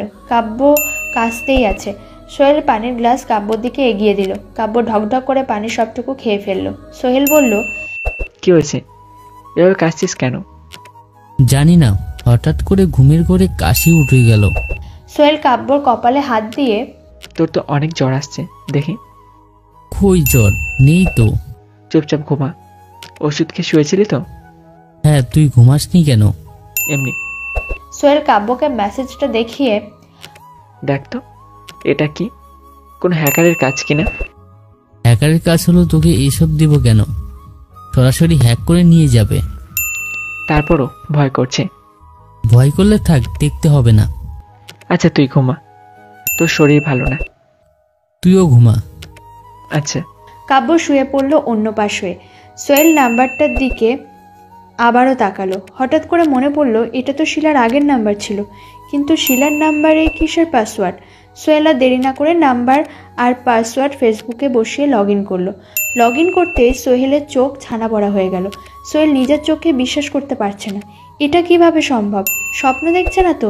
শিলা তাহলে লাইনে আছে অথচ ওর ফোন বন্ধ, আর ও তো ছেলের সাথে কথা বলছে, অথচ ওকে আমি কল করলে ওয়েটিং, তারপর আবার বন্ধ।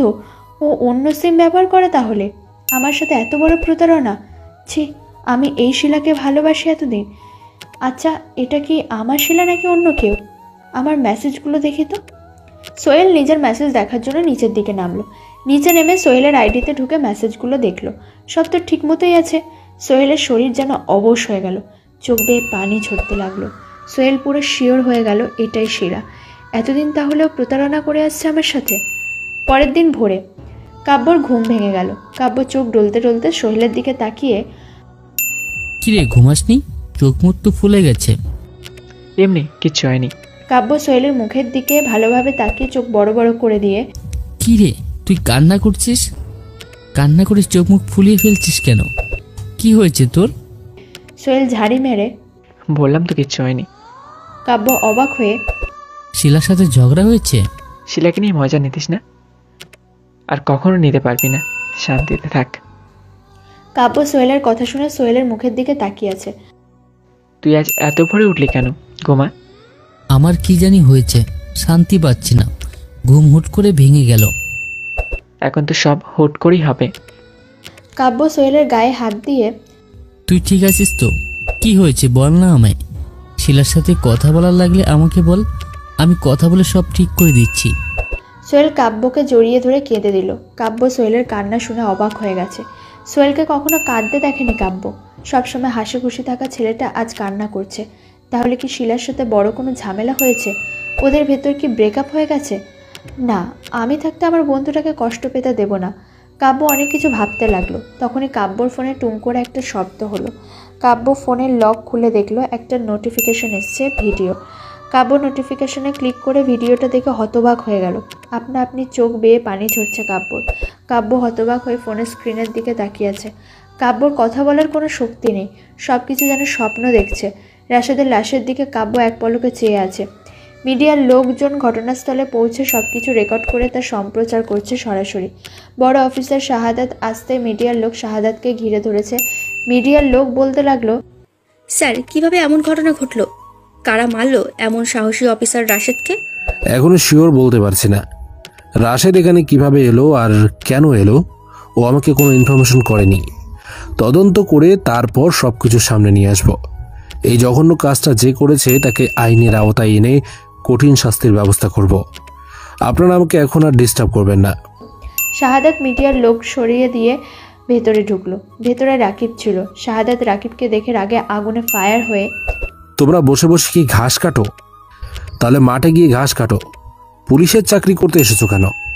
স্যার ভুল বুঝবেন না।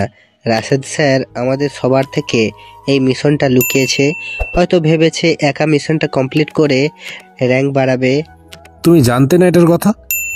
হ্যাঁ স্যার, জানতাম। জেনে শুনে কি করছোটা কি? স্যার আমরা এই এরিয়ার চারপাশ থেকে ঘিরে রেখেছিলাম, কিন্তু কি? রাশেদ স্যারের কথা মতো সব প্ল্যান করেছিল। আমরা সবাই সময় মতো চলে এসেছিলাম এখানে, কিন্তু হঠাৎ করে স্যার কল দিয়ে বলল ভুল ইনফরমেশন দিয়েছে কেউ। এখানে কিছু ঠিক নেই, তোমরা চলে যাও, আমি একটু পর থানায় আসতেছি। শাহাদাত রাকিবকে ঝাড়ি মেরে বললো আর তোমরা চলে গেল রাশেদকে ছেড়ে। এই তোমাদের না বলেছিল একজন যোদ্ধার পাশে সবসময় থাকবে, তাকে একা রেখে না আসা? শাহাদাত রাকিবকে বকাঝকা করতে লাগলো।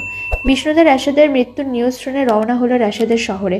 সোহেল কাব্যর কোনো সারা শব্দ না পেয়ে কাব্যকে ছেড়ে দিল। সোহেল কাব্যর চোখে পানি রেখে, আর আমি ঠিক আছি, কিচ্ছু হয়নি। তুই কাঁদছিস কেন? কাব্যর মুখে কোনো কথা নেই। সোহেল আবারও বলল, আর কি হয়েছে? কি কথা বল। আমার কিচ্ছু হয়নি, সব ঠিক আছে। কাব্য সোহেলের সামনে ফোনটা ধরল। সোহেলের ফোনের দিকে তাকিয়ে পুরো থ হয়ে গেল। রাশেদের নিথর দেহ পড়ে আছে। নিউজে বারবার দেখাচ্ছে নির্মমভাবে হত্যা করেছে রাশেদকে। কাব্য বলল, সব শেষ হয়ে গেল। যার ভিতর উৎসাহ খুঁজে পেতাম, আমার বোনটাকে দেখতে পেতাম, সে আজ আর নেই। তাকে মেরে ফেলল। সে কি করেছিল? তার দোষটা কোথায়? কেন তাকে মারল? বাঁচিয়ে রাখলো তো পারত। এমন জঘন্য কাজটা কে করলো? কেন মারলো? কাব্য উঠে দাঁড়ায়। সোহেল বলল, কি করবি? আমাকে যেতে হবে, শেষবারের মতো তো দেখতে পাবো। তুই গিয়ে দেখতে পারবি? ভেঙে পড়বি না তো? তুই আমার সাথে চল। না, আমি যেতে পারবো না। শিলার সাথে আজ আমার বোঝাপড়া আছে। তুই ফিরে আসলে তোকে সব বলবো। এখন কিছু জানতে চাস না। কাব্য অবাক হয়ে গেল। কাব্যর ফোনটা বেজে উঠল। ফোনটা রিসিভ করতে উপাস থেকে মেয়েলি কণ্ঠে, ভাইয়া আমি ইভা। দুলাভাইকে কারা যেন মেরে ফেলে গেছে, আপনি খবর পেয়েছেন? নিউজ দেখলাম। ইভা কান্না করে দিয়ে, কারা মারলো দুলাভাইকে? কেন এইভাবে মারলো? মানুষটা কত ভালো ছিল। ভাইয়ার ভেতরে শেহনাজকে খুঁজে পেতাম, আজ তাকেও মরতে হলো। আমি আসছি। ব্যস্ত? আসুন ভাইয়া। কলটা কেটে দিল। কাব্য ফোনটা রেখে চোখ মুছতে মুছতে, আমার সব খুশি হারিয়ে গেল। আমার আর সুখ বলতে কিছুই থাকলো না। সবাই আমাকে ছেড়ে এইভাবে চলে গেল। ভেঙে পড়িস না, তুই ভেঙে পড়লে হবে বল? কাব্য রুম থেকে বের হতেই সোহেলের ফোন বেজে উঠল। শিলা কল করেছে। সোহেল কলটা রিসিভ করতে ওপাশ থেকে শিলা বলে উঠল, বাবু তুমি কি আমার উপর রাগ করেছো? বিশ্বাস করো, আমার ফোনে চার্জ ছিল না, অফ হয়ে গিয়েছিল। এইভাবে চার্জে রেখে কখন যে ঘুমিয়েছি জানি না। রাগ করো না বাবু। সোহেল গম্ভীর হয়ে, রাগ করবো কেন? আমার কোনো রাগ নেই। তোমার গলাটা এমন শোনা যায় কেন তাহলে? কই, ঠিকই আছে তো। তোমার গলা শুনে মনে হচ্ছে কিচ্ছু ঠিক নেই। তুমি 10টায় আমার সাথে দেখা করো, অনেক কথা আছে তোমার সাথে। হ্যাঁ, আমিও তাই ভাবছিলাম, 10টায় দেখা হবে, অনেক কথা আছে আমারও। তোমার আবার কি কথা? দেখা হলে সামনাসামনি জানতে পারবে। রাখছি। সোহেল কলটা কেটে দিল। শিলা সোহেলের কথা শুনে অবাক হয়ে গেল। সোহেল আবার কি কথা বলবে? শিলা চিন্তায় পড়ে গেল। শাহাদাত সব জায়গা ভালো করে দেখে নিল, কিন্তু কোথাও কোনো প্রমাণ মিলছে না। হত্যা করলো কিন্তু কোনো সূত্র নেই। রাকিব শাহাদাতকে বলল, স্যার মনে হয় সব পরিকল্পনা ছিল আগে থেকে। তাকে একা রেখে আসবে না? এখন কেন মনে হচ্ছে পরিকল্পনা ছিল? তাহলে এটা আগে থেকে জানলে সবাই সতর্ক থাকতো, তাহলে আর কাউকে মরতে হতো না। Sorry sir. আমার খুনিকে চাই। যে করেই হোক আসামিকে সামনে হাজির করব। শাহাদাত বের হতে আবারও মিডিয়ার লোক ঘিরে ধরল। পাশে রাকিব দাঁড়ালো। মিডিয়ার লোক বলল, স্যার স্যার কিভাবে ঘটলো এমন ঘটনা? সন্ত্রাসীরা আগে থেকে সবকিছু প্ল্যান করে রেখেছিল। স্যার কিভাবে? অফিসার কি জানতো না? সে যদি জানতো তাহলে প্রমোশনের জন্য কখনো একা আসতো না। তাহলে কি অফিসার একাই ছিল? আমরা আমাদের তদন্ত শুরু করে দিয়েছি, খুব শীঘ্রই আসামি ধরা পড়বে। শাহাদাত মিডিয়ার লোকদের সাথে কথা বলল না। তাদের সরিয়ে দিয়ে গাড়িতে উঠে পড়ে শাহাদাত। গাড়ি চলে গেল। মিডিয়ার লোক যে যার মতো করে নিউজ করতে লাগলো। সকাল 10টা। সোহেল আর শিলা দুজনের সামনাসামনি দাঁড়ানো। সোহেলের কথা শুনে শিলা পুরো থ হয়ে গেল। শিলা ঢোক গিলছে। শিলা আগে থেকে পার্কে বসেছিল। সোহেল পার্কে আসতে শিলা সোহেলকে দেখে সোহেলের দিকে হেঁটে যায়। সোহেল শিলার সামনে দাঁড়ানো। শিলা সোহেলকে বলল, তুমি কি এখনো আমার উপর রাগ করে আছো? না। শিলা সোহেলের হাত ধরে। সোহেল এক ছটকায় হাতটা ছাড়িয়ে নিল। শিলা অবাক হয়ে, তুমি আমার হাতটা এভাবে? আজকে কতজনকে আড়ালে দেখে নাটক শুরু করছিস বল? আজকে তোর কত টাকা হাতানোর ধান্দা আছে আমার কাছ থেকে? শিলা সোহেলের কথা শুনে পুরো থ হয়ে গেল। শিলার ঢোক গিলে আমতা আমতা করে। তুমি কি বলছো এসব? তুই একটা ঠকবাজ, জোর চড়বে। আমার ভালোবাসার সরলতা নিয়ে আমাকে দিনের পর দিন ঠকিয়েছিস। তুমি কি যাতা বলছো? তুমি আমাকে এভাবে কেন বলছো? আমি কি করেছি? সোহেল রেগে যায়। তুই যা কিছু বুঝতে পারছিস না, কিছুই জানিস না। তোর এই ব্যবসা কতদিন ধরে চলছে বো? আমার নামে এসব তোমাকে কে বলেছে? তুমি আমাকে উল্টোপাল্টা কথা শোনাচ্ছ কেন? চুপ একদম। তোর এই মায়াবী চেহারা, নরম কথার ভেতর তোর ভয়ঙ্কর রূপ লুকিয়ে আছে। কাব্য তোমার কান ভাঙিয়েছে। আমি ওই কাব্যর বাচ্চাকে ছাড়বো না। তুমি অন্যের কথা শুনে আমাকে এভাবে বলছো? ছি, তোমার এই পচা কথা শোনার আগে আমার মরণ হলো না কেন? একদম চুপ। তোর নাটকে কান্না বাদ দে। অনেক নাকা কান্না কেঁদে আমাকে ব্ল্যাকমেল করে আমার সাথে সব হাতিয়ে নিয়েছিলিস। শিলা সোহেলকে টাচ করতে যায়, কিন্তু সোহেল হাত দিয়ে শিলার হাত সরিয়ে দেয়। শিলা নরম সুরে, তুমি আমাকে এভাবে বলতে পারো না। কে কি বলেছে তোমাকে? শান্ত হও। আমাকে এমন অপবাদ দিবে না প্লিজ। ঠিক আছে, তোকে আমি কোনো অপবাদ দেব না। তুই কার বিয়েতে গেছিলি, কি করেছিস, সব পিক আমাকে দেখা। শিলার গলা শুকিয়ে যায় সোহেলের মুখে এমন কথা শুনে। সোহেল অনেক রেগে আছে। সোহেলকে ভুলিয়ে ফেলতে হবে, তা না হলে বিপদে পড়বে। শিলা কান্না কান্না গলায়, তুমি জানো না আমি বিয়েতে ছিলাম? আমি তোমাকে সব সময় কল করে সব জানিয়েছি, তারপরেও তুমি এই কথা বলো কেন? তুই বিয়ে বাড়িতে থাকলে তাহলে ওই ছেলে আর তুই এক রুমে কি করছিলি বল? সোহেলের এই কথা শুনে শিলার মাথায় যেন আকাশ ভেঙে পড়ল। সোহেল কিভাবে জানলো এত কিছু? তাহলে কি সোহেল সব কিছু জেনে গেছে? শিলা কেঁদে দিয়ে, তুমি আমাকে এত অবিশ্বাস করো, এত ঘৃণা করো, এই তোমার ভালোবাসা আমার প্রতি? সোহেল বিরক্ত হয়ে, থামা তোর সব নাটক। তুই ভুলে যাস না তোর পাসওয়ার্ড আমার কাছে রয়েছে। শিলা পুরো স্তব্ধ হয়ে গেল। সোহেল কিভাবে ওর পাসওয়ার্ড পেল? শিলা তো কখনো দেয়নি। তাহলে কি সোহেল হ্যাক করে নিয়েছে আমার আইডি? শিলা ধরা খেয়ে গেছে। সোহেল রাগে ফুলতে লাগলো। শিলা সোহেলের পা জড়িয়ে ধরে, আমি তোমাকে ভালোবাসি। আমি সব কিছু ছেড়ে দিব। আমি তোমাকে নিয়ে থাকতে চাই। প্লিজ আমাকে পর করো না প্লিজ, আমাকে ভুল বুঝো না, অনেক ভালোবাসি, আমাকে মাফ করে দাও। সোহেল রেগে, তুই বিয়ের কথা বলে ওই ছেলের সাথে এক রুমে কি করছিস?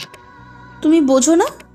সোহেল পা ঝটকা মেরে শিলাকে ছাড়িয়ে দিয়ে, তোর মতো বেইমানের কোনো ক্ষমা নেই। এতদিন আমি তোকে ভালোবেসে অন্ধ ছিলাম। আমি তোর জন্য কি না করেছি, আর তুই কিনা এভাবে ঠকালি আমাকে। শিলা কান্না করে করে, এবারের মতন আমাকে মাফ করে দাও, আমি তোমার সাথে সংসার করতে চাই, আমাকে একটা সুযোগ দাও। তোর মতো ছলনাময়ী মেয়েকে সুযোগ দিলে তুই আমাকে মেরে ফেলতে দ্বিতীয়বার ভাববি না। তোকে আমি কখনো ক্ষমা করব না। তুই ছলনাময়ী, মরে গেলে কখনোই করব না। শিলা সোহেলের পা জড়িয়ে ধরে বসে থাকলো। বিষ্ণুদের হাসপাতালে পৌঁছে গিয়ে অফিসার শাহাদাতের সাথে দেখা হয়ে গেল। শাহাদাত বলল, তুমি এসেছো? হ্যাঁ স্যার, কিভাবে হলো এত কিছু? শাহাদাত রাকিবের সব কথাগুলো বলল। বিষ্ণুদের সবকিছু শুনে অবাক হয়ে, কি দরকার ছিল রাশেদের এমন রিস্ক নিয়ে কাজ করার? কেন সবাইকে সাথে নিয়েছিল, কিন্তু ওরা টের পেয়ে প্ল্যান বদলিয়ে মেরে ফেললো। কার সাথে এত বড় শত্রুতা ছিল রাশেদের, যার জন্য ওকে এভাবে মারলো? আমাদের পুলিশ ডিপার্টমেন্টের জন্য লজ্জাজনক বিষয়। কি যে হয়ে গেল। হাসপাতালের বাইরে রাশেদের ফ্যামিলির সবাই অপেক্ষা করছে লাশ নেওয়ার জন্য। ফ্যামিলির সবাই কান্নায় ভেঙে পড়ল। কাব্য হাসপাতালে এসে সবার এমন কান্নাকাটি দেখে চোখ দিয়ে পানি পড়তে লাগলো। সোহেল পা ঝটকা মেরে শিলাকে ছাড়িয়ে চলে যেতে লাগবে, তখনই শিলা আবার সোহেলের পা জড়িয়ে ধরে কান্না করতে করতে, বিশ্বাস করে আমি তোমাকে সত্যি ভালোবাসি, আমাকে একটাবার সুযোগ দিয়ে দেখো, আমি একটিবার সুযোগ দাও, আমি তোমার সাথে থাকতে চাই। তোর মতো নষ্টাকে আমি কখনোই চাই না। আমি তোকে অনেক ভালোবাসতাম, নিজের থেকেও বেশি, কিন্তু তুই আমাকে এভাবে ঠকালি। ক্ষমা কখনোই তুই পাবি না। তোকে ভালোবাসি বলে তোকে আমি ছেড়ে দিলাম, না হলে তোকে পুলিশের হাতে ধরিয়ে দিতাম। ভালো থাক তুই। সোহেল শিলাকে ছাড়িয়ে চলে গেল। শিলা পার্কের রাস্তায় বসে কান্না করতে লাগলো আর বলতে লাগলো, আমাকে একটাবার বিশ্বাস করে দেখো, আমাকে তোমার সাথে নিয়ে যাও, আমি তোমার সাথে থাকতে চাই সোহেল, আমাকে মাফ করে দাও। শিলা কান্না করতে লাগলো। সোহেল চোখের পানি মুছতে মুছতে যেতে লাগলো আর ভাবতে লাগলো, কাব্য রাফিয়ার কথা শুনলে আজ হয়তো এমন দিনটা আমাকে দেখতে হতো না। ওদের কথাই তবে ঠিক ছিল। শিলা আমাকে প্রয়োজনে ব্যবহার করলো, আমার ভালোবাসাকে এভাবে ঠকালো। রাফিয়া ভার্সিটিতে এসে সোহেলকে কোথাও পেল না, আর না পেল ফোনে। কাব্য আসেনি ভার্সিটিতে। জান্নাত রাফিয়াকে বলল, গতকাল কাব্যকে যে মাইর দিচ্ছে হৃদয়, তাতে মনে হয় না কাব্য আর ভার্সিটিতে আসবে। ও না আসলে না আসুক, কিন্তু সোহেল কেন আসলো না? Phone off. মনে হয় কাব্যের জন্যই আসেনি। কাব্যকে সোহেলের থেকে আলাদা করতে হবে। ছোট লোকের বাচ্চা দিনের পর দিন সোহেলকে ব্যবহার করে দিচ্ছে। আচ্ছা, কাব্যের সাথে তোর এত কিসের শত্রুতা? আমি ওকে দু চোখে দেখতে পারি না, বিরক্তিকর একটা। জান্নাত রাফিয়ার দিকে তাকিয়ে, আমি তো তোর লক্ষণ ভালো দেখছি না। মানে? তুই তো কাব্যের প্রেমে পড়ে গেছিস। তুই কি পাগল? যাকে সহ্য করতে পারি না ওর প্রেমে পড়বো আমি? এখনো আমাকে পাগলা কুত্তায় কামড়ায়নি, বুঝলি? কিন্তু তোর এই অসহ্যটাকে কোনোদিন দেখবি সহ্য হয়ে যাবে, থমকে যাবি একদিন। আর যাই হোক, ওই ছোট লোকের বাচ্চার সাথে কখনোই না। একটা কথা তো জানিসই? কি? আমরা যাকে বেশি সহ্য করতে পারি না, বিরক্ত করে লাগে, তাকেই কিন্তু এক সময় অসম্ভব ভালোবেসে ফেলি। রাফিয়া হেসে দিয়ে, আর যাই হোক, রাফিয়া এতটা পাগল না, বুঝলি? রাফিয়াকে চিনতে পারিসনি। জান্নাত আর কিছু বলল না, হেসে দিল রাফিয়ার সাথে। কাব্যকে দেখে রাশেদের পরিবার সবাই কাব্যকে জড়িয়ে ধরে কাঁদছে। কাব্যর কাছে কোনো ভাষা নেই রাশেদের ফ্যামিলিকে সান্ত্বনা দেওয়ার মতো। কাব্য চোখ বেয়ে পানি পড়তে লাগলো। ইভা এসে কাব্যকে বলল, ভাইয়া একটু পাশে আসবেন। ইভা বলল, ভাইয়া রাশেদ ভাইয়াকে প্ল্যান করে ফাঁসিয়ে একা পেয়ে মেরেছে। ভাইয়া এই থানায় অফিসার হওয়ার পর থেকেই তার শত্রু বেড়ে যায়, সব সময় ভাইয়ার ক্ষতি করতে চাই। কাব্য অবাক হয়ে, তুই কি ওদের কাউকে চিনিস? না, তবে রাশেদ ভাইয়ার সাথে যখনই দেখা হতো তখনই বলতো। এখানে কিভাবে গেল কোনো কিছু জানিস? ইভা রাশেদের সাথে ঘটে যাওয়া সব ঘটনা বলল। কাব্য অবাক হয়ে, রাশেদ সবাইকে বলল আর সবাই চলে গেল? হ্যাঁ। রাশেদকে না নিয়ে সবাই কিভাবে গেল ওখান থেকে? জানি না, ভাইয়াকে একা রেখে সবাই চলে আসলো কেন? হাসপাতালের ভেতর থেকে রাশেদকে বের করলো। সবাই গিয়ে রাশেদকে জড়িয়ে ধরে কান্না করছে। রাশেদকে অ্যাম্বুলেন্সে ওঠালো। ইভা কাব্যকে দেখিয়ে দিয়ে বলল, উনি হচ্ছে বড় অফিসার শাহাদাত, উনি বিষ্ণু দে, যার কথা রাশেদ ভাইয়া সব সময় বলতো। সে থাকলে নাকি আরও ভালো হতো। লোকটা অনেক ভালো। আর পেছনে হচ্ছে রাকিব। রাশেদ ভাইয়ার রাকিবকে অনেক সন্দেহ করত, বিশ্বাস করতো না। কাব্য ইভার কথা শুনে এগিয়ে গেল সামনের দিকে। রাশেদের পরিবার অ্যাম্বুলেন্সে উঠল। বিষ্ণুদের শাহাদাত রাকিব পুলিশের গাড়িতে উঠল। পিছনে সোর্সের গাড়ি। গাড়ি চলতে লাগলো। ইভা কাব্যকে নিয়ে অন্য গাড়িতে উঠল। কাব্যর মনটা অনেক খারাপ, মুখটা কালো করে বসে আছে। ইভা কাব্যের মুখের অবস্থা থেকে কিছু বলতে পারে না। কয়েক মাস আগে পরিবারকে হারালো, আজ আবার রাশেদকে হারালো। দুপুর 3টে। সোহেল মদ, হিরোইন, মাদক নিয়ে নিজ রুমে বসে খাচ্ছে আর শিলাকে উল্টোপাল্টা বলছে। শিলাকে ছাড়া কিভাবে থাকবে সোহেল? শিলাকে ছাড়া সোহেল থাকতে পারবে না। সোহেল শিলার নাম্বারে কল করলো। শিলা কল ধরতে সোহেল বলল, তুই আমার সাথে কেন এমনটা করলি? তুই কল দিচ্ছিস এগুলো বলার জন্য? আমি তোর কি এমন ক্ষতি করেছিলাম? তুই আমার ভালোবাসা নিয়ে কেন খেলা করলি? আমি ভালো না, আমি নষ্টা, আমি টাকা ছাড়া কিচ্ছু বুঝি না। তুই আর আমাকে কল করবি না। শিলা কথাটা বলে আবার কলটা কেটে দিল। সোহেল আবারও কল করে। শিলা কল ধরে, আবার কেন কল দিয়েছিস? তুই কথা দে আর কখনো এমন কাজকর্ম করবি না। আমি তোকে ভালোবাসি, তোকে ছাড়া থাকতে পারবো না। শিলা হেসে দিয়ে, তোর কি আমাকে পাগল মনে হয়? আমি তো তখন নাটক করছি যাতে তুই থাকিস, কিন্তু তুই আমার সম্পর্কে অনেক কিছু জেনে গেছিস। তোর সাথে থাকা আমার সম্ভব না। তুই আমার সাথে এমনটা করতে পারিস না। আমি তোকে কখনো ছাড়বো না। তুই আমাকে পেলে তো। শিলা কলটা কেটে দিল। সোহেল কল দিতে লাগলো কিন্তু সুইচ অফ। সোহেলের বুকটা কষ্টে ফেটে যাচ্ছে। সোহেল কয়েকটা সিগারেট একেবারে শেষ করে ফেলেছে। অতিরিক্ত ড্রিঙ্ক করতে লাগলো। ভার্সিটি শেষ। রাফিয়া আর জান্নাত বের হলো। হৃদয় রাফিয়ার সামনে দাঁড়িয়ে, এই রাফিয়া, চলো না একসাথে লাঞ্চ করি আজ। আজ সময় নেই, কাব্য অপেক্ষা করছে আমার জন্য। ওর সাথেই লাঞ্চ করব, অন্য একদিন সময় হলে তখন যাব। রাফিয়া হৃদয়ের পাশ কাটিয়ে চলে যায়। হৃদয় কাব্যর কথা শুনে শরীর জ্বলতে শুরু করলো। হৃদয় মনে মনে বলছে, কি আছে কাব্যর ভেতর যা আমার ভেতর নেই? কাব্য তো ফকিরনি। রাফিয়া কি দেখে ওকে ভালোবাসলো? জান্নাত রাফিয়াকে বলল, তুই ওকে মিথ্যে কথা বললি কেন? আরে এটাই তো মজা, দেখলি না কাব্যের কথা শুনে কেমন জ্বলছে। তুই কি চাচ্ছিস বল তো? কিছুই না, হৃদয়কে পথ থেকে সরিয়ে দিব। হৃদয় কি কাব্যকে ছেড়ে দেবে? না দিক, তাতে আমার কি? মাঝখান দিয়ে নিরীহ ছেলেটাকে কেন ভাসাচ্ছিস? যাতে ওর চেহারাটা আর কখনো না দেখি। রাফিয়া গাড়িতে উঠে চলে যায়। জান্নাত অবাক হয়ে যায়। রাফিয়া কি গেম খেলতে চাইছে? তবে রাশেদকে গোসল করিয়ে জানাজা শেষে কবর দিয়ে যে যার মতো চলে গেল। পুলিশ অফিসার রাশেদের পরিবারকে সান্ত্বনা দিয়ে চলে গেল। মিডিয়ার লোকও যে যার মতো নিউজ করে চলে গেল। ইভা কাব্যকে বলল, ভাইয়া থাকবেন না, চলে যাবেন? যেতে হবে। তাহলে কিছু খেয়ে তারপর ছান। খেতে ইচ্ছে করছে না। ইভা কাব্যকে জোর করে না। কাব্য রাশেদের পরিবারের সাথে কথা বলে বিদায় নিয়ে রওনা হলো গাংচিল শহরের উদ্দেশ্যে। থানার ভেতর অফিসার শাহাদাত রাকিবকে বলল, তোমার এতদিনের স্বপ্নটা আজ পূর্ণ হলো। তবে রাশেদ থাকতেও হতো 7 দিন পর। রাকিব অবাক হয়ে, মানে?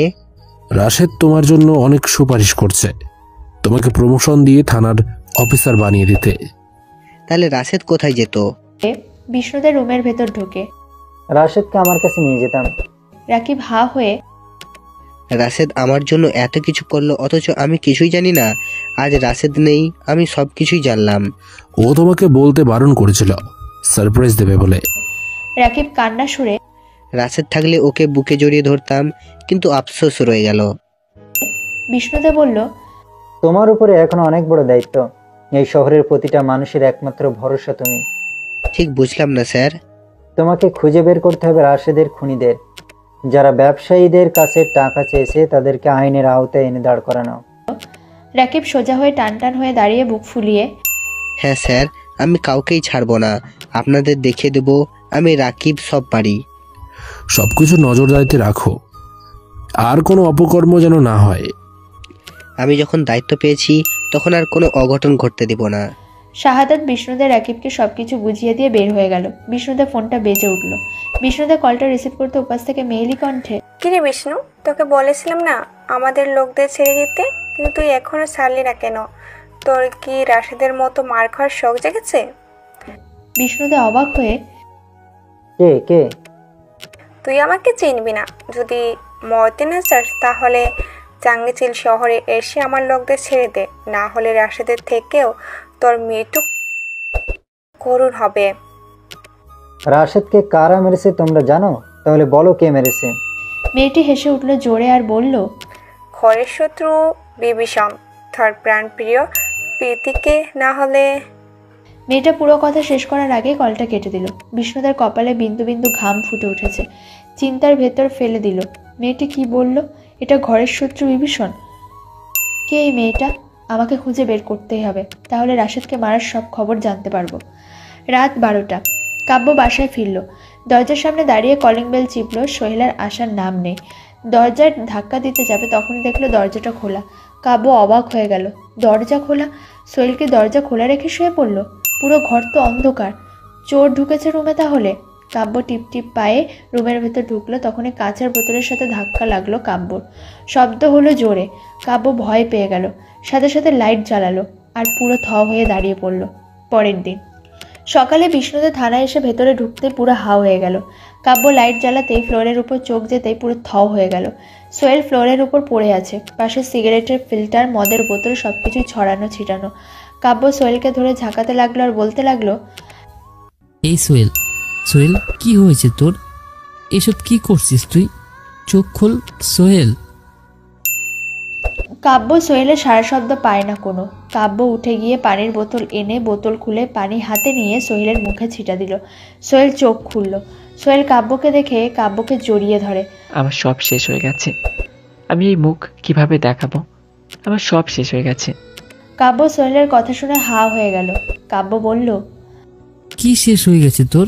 কি সব বলছিস তুই? শিলা আমাকে। হ্যাঁ বল, শিলা তোকে? আমাদেরকে ঠকিয়েছে, আমার সাথে প্রতারণা করেছে, আমার ভালোবাসা নিয়ে খেলা করেছে। ওকে আমি মেরে ফেলবো। কাব্য অবাক হয়ে, শান্ত হ, কি হয়েছে তাই বল। তোকে কিভাবে ঠকালো? সোহেল কাব্যকে সবকিছু বলল। কাব্য পুরো থ হয়ে গেল। সোহেল এসব কি বলছে? সোহেল বলল, বিশ্বাস কর, আমি ওকে অনেক ভালোবাসি। ও কেন এমনটা করলো আমার সাথে? কাব্য সোহেলকে ধমক দিয়ে, চুপ থাক তুই, তোকে আগে থেকেই বলেছি, কিন্তু তুই আমার কোনো কথাই শুনিসনি। আমি বাসায় নেই সেই সুযোগ এইসব পাগলামি করা শুরু হয়ে গেছে। কি করবো আমি বল? একটা মেয়ের জন্য তুই এমন করবি? তুই কি ছোট বাচ্চা বল? আমি ওকে নিজের থেকেও বেশি ভালোবাসি। আমি ওকে ছাড়া থাকতে পারবো না। শান্ত হ, কি করা যায় আমি দেখছি, ভেঙে পড়িস না। কাব্য সোহেলকে ধরে নিয়ে বিছানায় শুইয়ে দিয়ে, অনেক বেশি পাগলামি করে ফেলেছিস, এখন ঘুমা চুপচাপ, আর একটা কথাও বলবি না। দোস্ত, তুই আমার মনের অবস্থাটা তো বোঝ। আমি না পারছি না। তোকে কথা বলতে বারণ করছি না, চোখ বন্ধ কর। তুইও বুঝলি না আমার ব্যথাটা, কেউ বুঝবে না। কাব্য সোহেলের দিকে চোখ রাঙানি দেয়। সোহেল আর কিছু না বলে অন্যদিকে ঘুরে শুলো। কাব্য ঘরের ভেতর পরিষ্কার করতে লাগলো আর মনে মনে বলছে, যে যত বেশি ছলনা করতে পারবে সে ততই নিজেকে সুখী মনে করে। আমি জিতে গেছি ছলনা করে, কিন্তু তারা আসল সুখের জিনিসটাই হারিয়ে ফেলে। ক্ষণিকের সুখের জন্য ছলনা করে যেতে যায় না। মাঝখান দিয়ে কষ্ট পায় সহজ সরল মনের মানুষগুলো, আর এই মানুষগুলো কষ্ট থেকে ঘুরে দাঁড়ায় একদিন। সকালে বিষ্ণুদের থানায় এসে ভেতরে ঢুকে পুরো থ হয়ে গেল। যাদেরকে ধরে নিয়ে এসেছিল তাদের কেউই জেলের ভেতর নেই। বিষ্ণুদে হাবিবকে ডাকলো। হাবিব আসতে বিষ্ণুদে ধমক দিয়ে, জেলের ভেতর আসামিগুলো কোথায়? স্যার, সবাইকে ছেড়ে দিয়েছি। হাবিব মাথা নিচু করে। বিষ্ণুদে রেগে গিয়ে, তোমাকে ছাড়ার অনুমতি কে দিয়েছে? স্যার, এটা করা ছাড়া কোনো রাস্তা ছিল না আমার। আমি পরিস্থিতির শিকার। বিষ্ণুদে হা হয়ে, পরিস্থিতির শিকার মানে? ওদেরকে জেলের ভিতর আটকে রেখে তো আমি আমার পরিবারকে হারাতে পারবো না। ওদের থেকে আমার পরিবার বেঁচে থাকলে পরে অনেক আসামি ধরতে পারবো। তাও তুমি বুঝতে পেরেছি। হাবিব রুম থেকে বের হয়ে গেল। বিষ্ণুদে মনে মনে ভাবছে, আমাকে অন্য কোনো কিছুর ব্যবস্থা করতে হবে, যাতে করে ওরাও না বুঝতে পারে। সকাল 9টা। কাব্য ঘুম থেকে উঠে দেখলো সোহেল হাতে একটা গ্লাস, মুখে সিগারেট নিয়ে টানছে আনমনে। কাব্য সোহেলকে বলল, তুই কখন উঠলি আর এইগুলো আবার কেন খাচ্ছিস?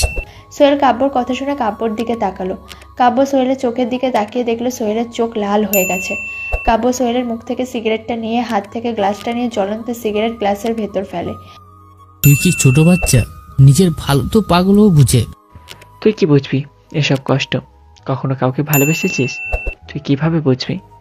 তুই যেটা করছিস এটা কি ঠিক বল? তুই যা কখনো খাসনি তা তুই এই একটা মেয়ের জন্য খাচ্ছিস। কি লাভ পাচ্ছিস নিজের ক্ষতি করে? ওর শূন্যতা আমাকে বলিয়ে রাখছে, ওর শূন্যতা আমাকে কুড়ে কুড়ে খাচ্ছে। আমি মরে যাব, শিলাকে ছাড়া আমি থাকতে পারবো না। ওর প্রতিটা স্মৃতি আমাকে ভাবাচ্ছে। বেঈমান মেয়েটার জন্য তুই আমাদের সবাইকে কষ্ট দিবি এসব করে? হ্যাঁ, সোহেল কাব্যর কলার ধরে। ও বেঈমান না, বেঈমান তো আমি। আমি ওকে সরল মনে ভালোবেসেছি। আমি অপরাধী, ওকে বিশ্বাস আমি করেছি তোদের সবার কথা না শুনে।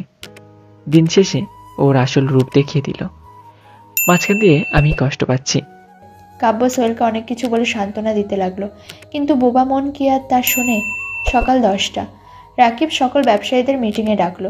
সবাই সঠিক সময় চলে আসলো। রাকিব বলল, আমি অনেক চিন্তা ভাবনা করে দেখেছি, ওদের সাথে আমাদের লাগাটা ঠিক হবে না।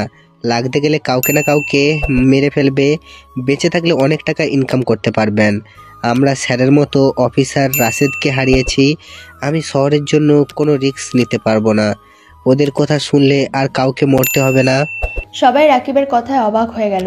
রাশেদ বেঁচে থাকতে কি বলে গেল, আর রাকিব কি বলছে? রাকিব সবাইকে বোঝাতে লাগলো। সবাই কিছু কিছু বুঝে নিল। সবাই রাজি হয়ে গেল, টাকা দেবে সবাই। সবাই রাজি হওয়াতে রাকিবের মুখে হাসি ফুটে উঠল। সিমি অফিসের দোতলা থেকে নামছিল, তখনই সিমির সামনে এক বৃদ্ধ লোক গিয়ে, আমার সব টাকা হ্যাক করে নিয়ে গেছে। আমার কোম্পানির শ্রমিকেরা আন্দোলন করছে, ওদেরকে আজকে বেতন দেওয়ার কথা। আমার সব শেষ হয়ে গেল, আমি রাস্তার ফকির। সিমি ভুরু কুঁচকে লোকটার দিকে তাকিয়ে, কি বলছেন এসব? আপনি থানায় গেছিলেন? আমার সব টাকা পয়সা হ্যাক করে নিয়ে গেছে হ্যাকারেরা। সত্যি কথা বলছি, আমি থানায় যাইনি। সিমি অবাক হয়ে, থানায় না যেয়ে আপনি এখানে আসছেন কেন? থানায় যেয়ে কি হবে? পুলিশে কি পারবে আমার টাকা ফেরত এনে দিতে? আপনারা এটা নিউজ করে গাংসিল যদি আমার এই কথাগুলো শুনে, ও নিশ্চয়ই আমার সব টাকা হ্যাকার থেকে ফিরিয়ে এনে দিবে। গাংসিল ছাড়া আর কেউ পারবে না। এতটা কনফিডেন্স? ব্যস্ত নিউজটা করে গাংসিল পর্যন্ত পৌঁছে দেন। আমার টাকাগুলো না আনতে পারলে আমি মাঠে মারা যাব। বৃদ্ধ লোকটা সিমির কাছে হাত জোড় করে। সিমির মাথায় শয়তানে একটা চিন্তা ঢুকে গেল। সিমি বৃদ্ধ লোকটাকে নিয়ে দোতলায় উঠল। স্টুডিওতে বসে ক্যামেরায় ফোকাস বৃদ্ধ লোকটার উপর দিল। সিমি লাইভে নিউজ করতে লাগলো। পুলিশের ওপর থেকে মানুষের রাস্তা উঠে গেছে সব। প্রশাসনের লোক ঠিকমতো কাজই করতে পারে না, যার জন্য সাধারণ মানুষ সেবা না পেয়ে হয়রানির শিকার হয়। সেই জন্য সাধারণ মানুষ পুলিশের কাছে না গিয়ে মিডিয়ার কাছে চলে আসছে। আমরা মিডিয়ার কর্মী কত কষ্ট করে সাধারণ মানুষের পাশে দাঁড়াই, তাদের পাওনা সব বুঝে দিই। তাই তো মানুষেরা এখন আর থানা না গিয়ে সরাসরি মিডিয়ার কাছে চলে আসলো। তার উচিত ছিল থানায় গিয়ে কমপ্লেন করছে। বৃদ্ধ লোকটা সিমির দিকে তাকিয়ে আছে। সিমি বলল, আপনার সমস্যার কথা বলেন, পুলিশ যা না পারে আমরা সব করে দেখাবো। বৃদ্ধ লোকটা কেঁদে দিয়ে বলতে লাগলো, আজকে সকালে আমার শ্রমিকদের বেতন দেওয়ার কথা ছিল। বেতনের টাকা ব্যাংক থেকে আনতে গেলে বলে কোনো টাকা নেই। পরে আমাকে জানানো হলো, আমি সবকিছু দেখে দেখলাম আমার অ্যাকাউন্টে কোনো টাকা নেই। আমার মাথায় আকাশ ভেঙে পড়ছে। আমার সব ব্যাংক ব্যালেন্স হ্যাক হয়ে গেছে। অনেক চেষ্টা করেও ফিরিয়ে আনতে পারিনি। আমার সব কিছু হ্যাকিং নিয়ে গেছে। আমি এখন কিভাবে বেতন দিব শ্রমিকদের?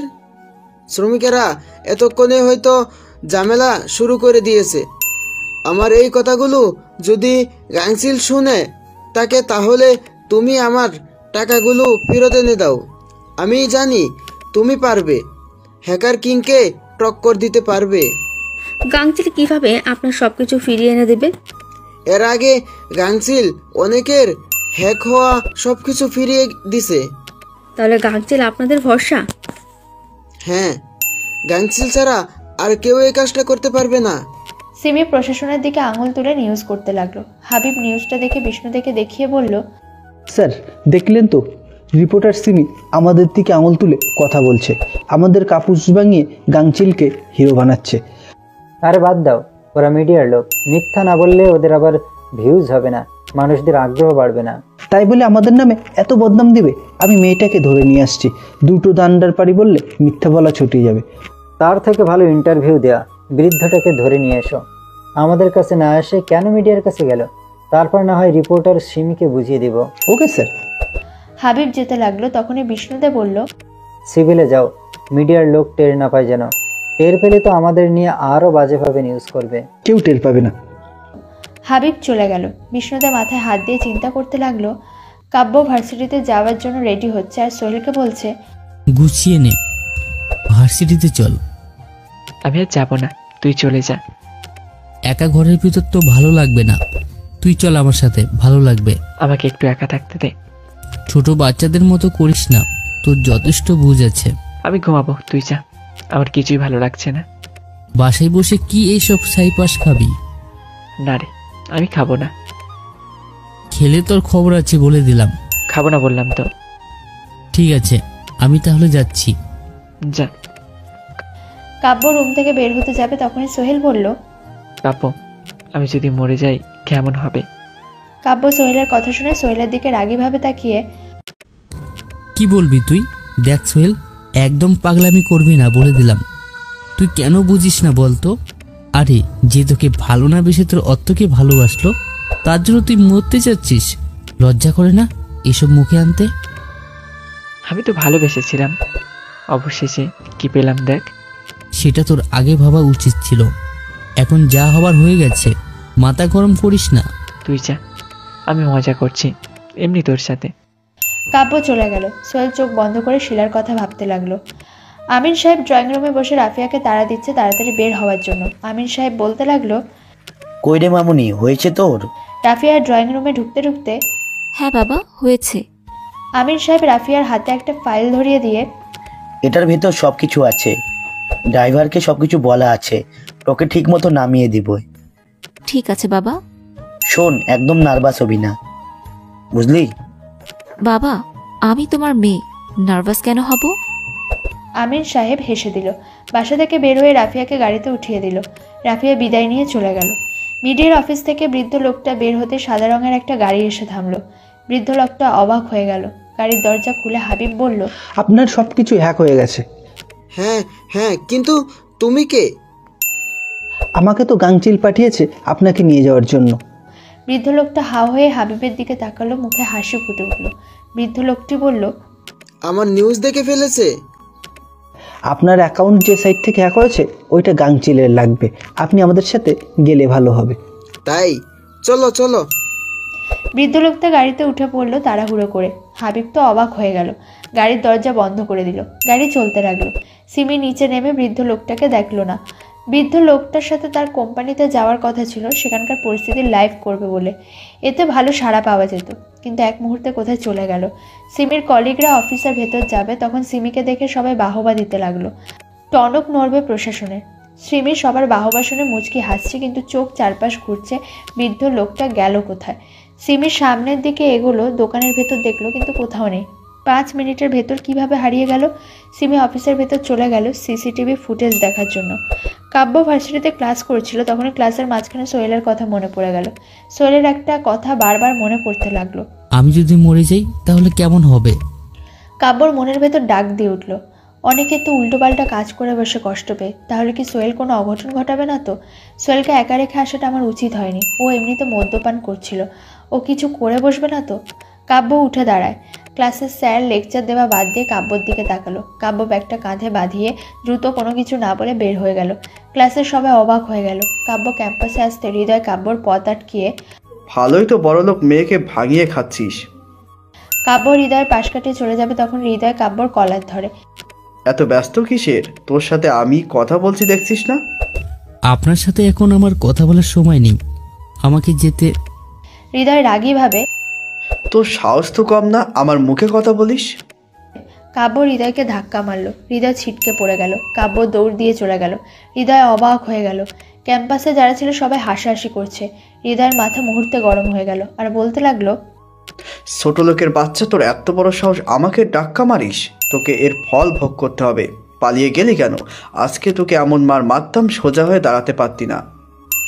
হৃদয়ের লোকজন ছুটে চলে আসলো। হৃদয় বলল, আজকের ভেতর আমার ওকে চাই, ওকে ধরে নিয়ে আয়। এই হৃদয়কে ডাক্কা মারা, তোর হাত আমি ভেঙে গুড়িয়ে দেব। ও কার গায়ে হাত দিয়েছে ও নিজেও জানে না। হৃদয়ের কথা শুনে হৃদয়ের লোকজন চলে গেল। রাফি একটা কোম্পানির সামনে নেমে ফাইল নিয়ে কোম্পানির ভিতর গিয়ে এমডির সাথে মিটিং করতে লাগলো। আমিন সাহেবের শিখিয়ে দেওয়া সবকিছু রাফিয়া এমডিকে বলতে লাগলো। আজকে 2 কোম্পানির ভেতর ডিল হবে। রাফিয়ার কথাবার্তা, কৌশল সবকিছুই এমডির পছন্দ হলো। এমডি জিএম ম্যানেজার পিয়নের সাথে কথা বলে রাজি হয়ে যায়। রাফিয়ার মুখে হাসি ফুটে ওঠে। ফাইলে সই করিয়ে নিল। রাফিয়া চা নাস্তা করে কোম্পানি থেকে বের হয়ে গাড়িতে উঠে পড়ল। ড্রাইভার গাড়ি চালাতে লাগলো। কাব্য বাসায় এসে রুমের ভেতর ঢুকে পুরো থ হয়ে গেল। কাব্য চিৎকার দিয়ে উঠল।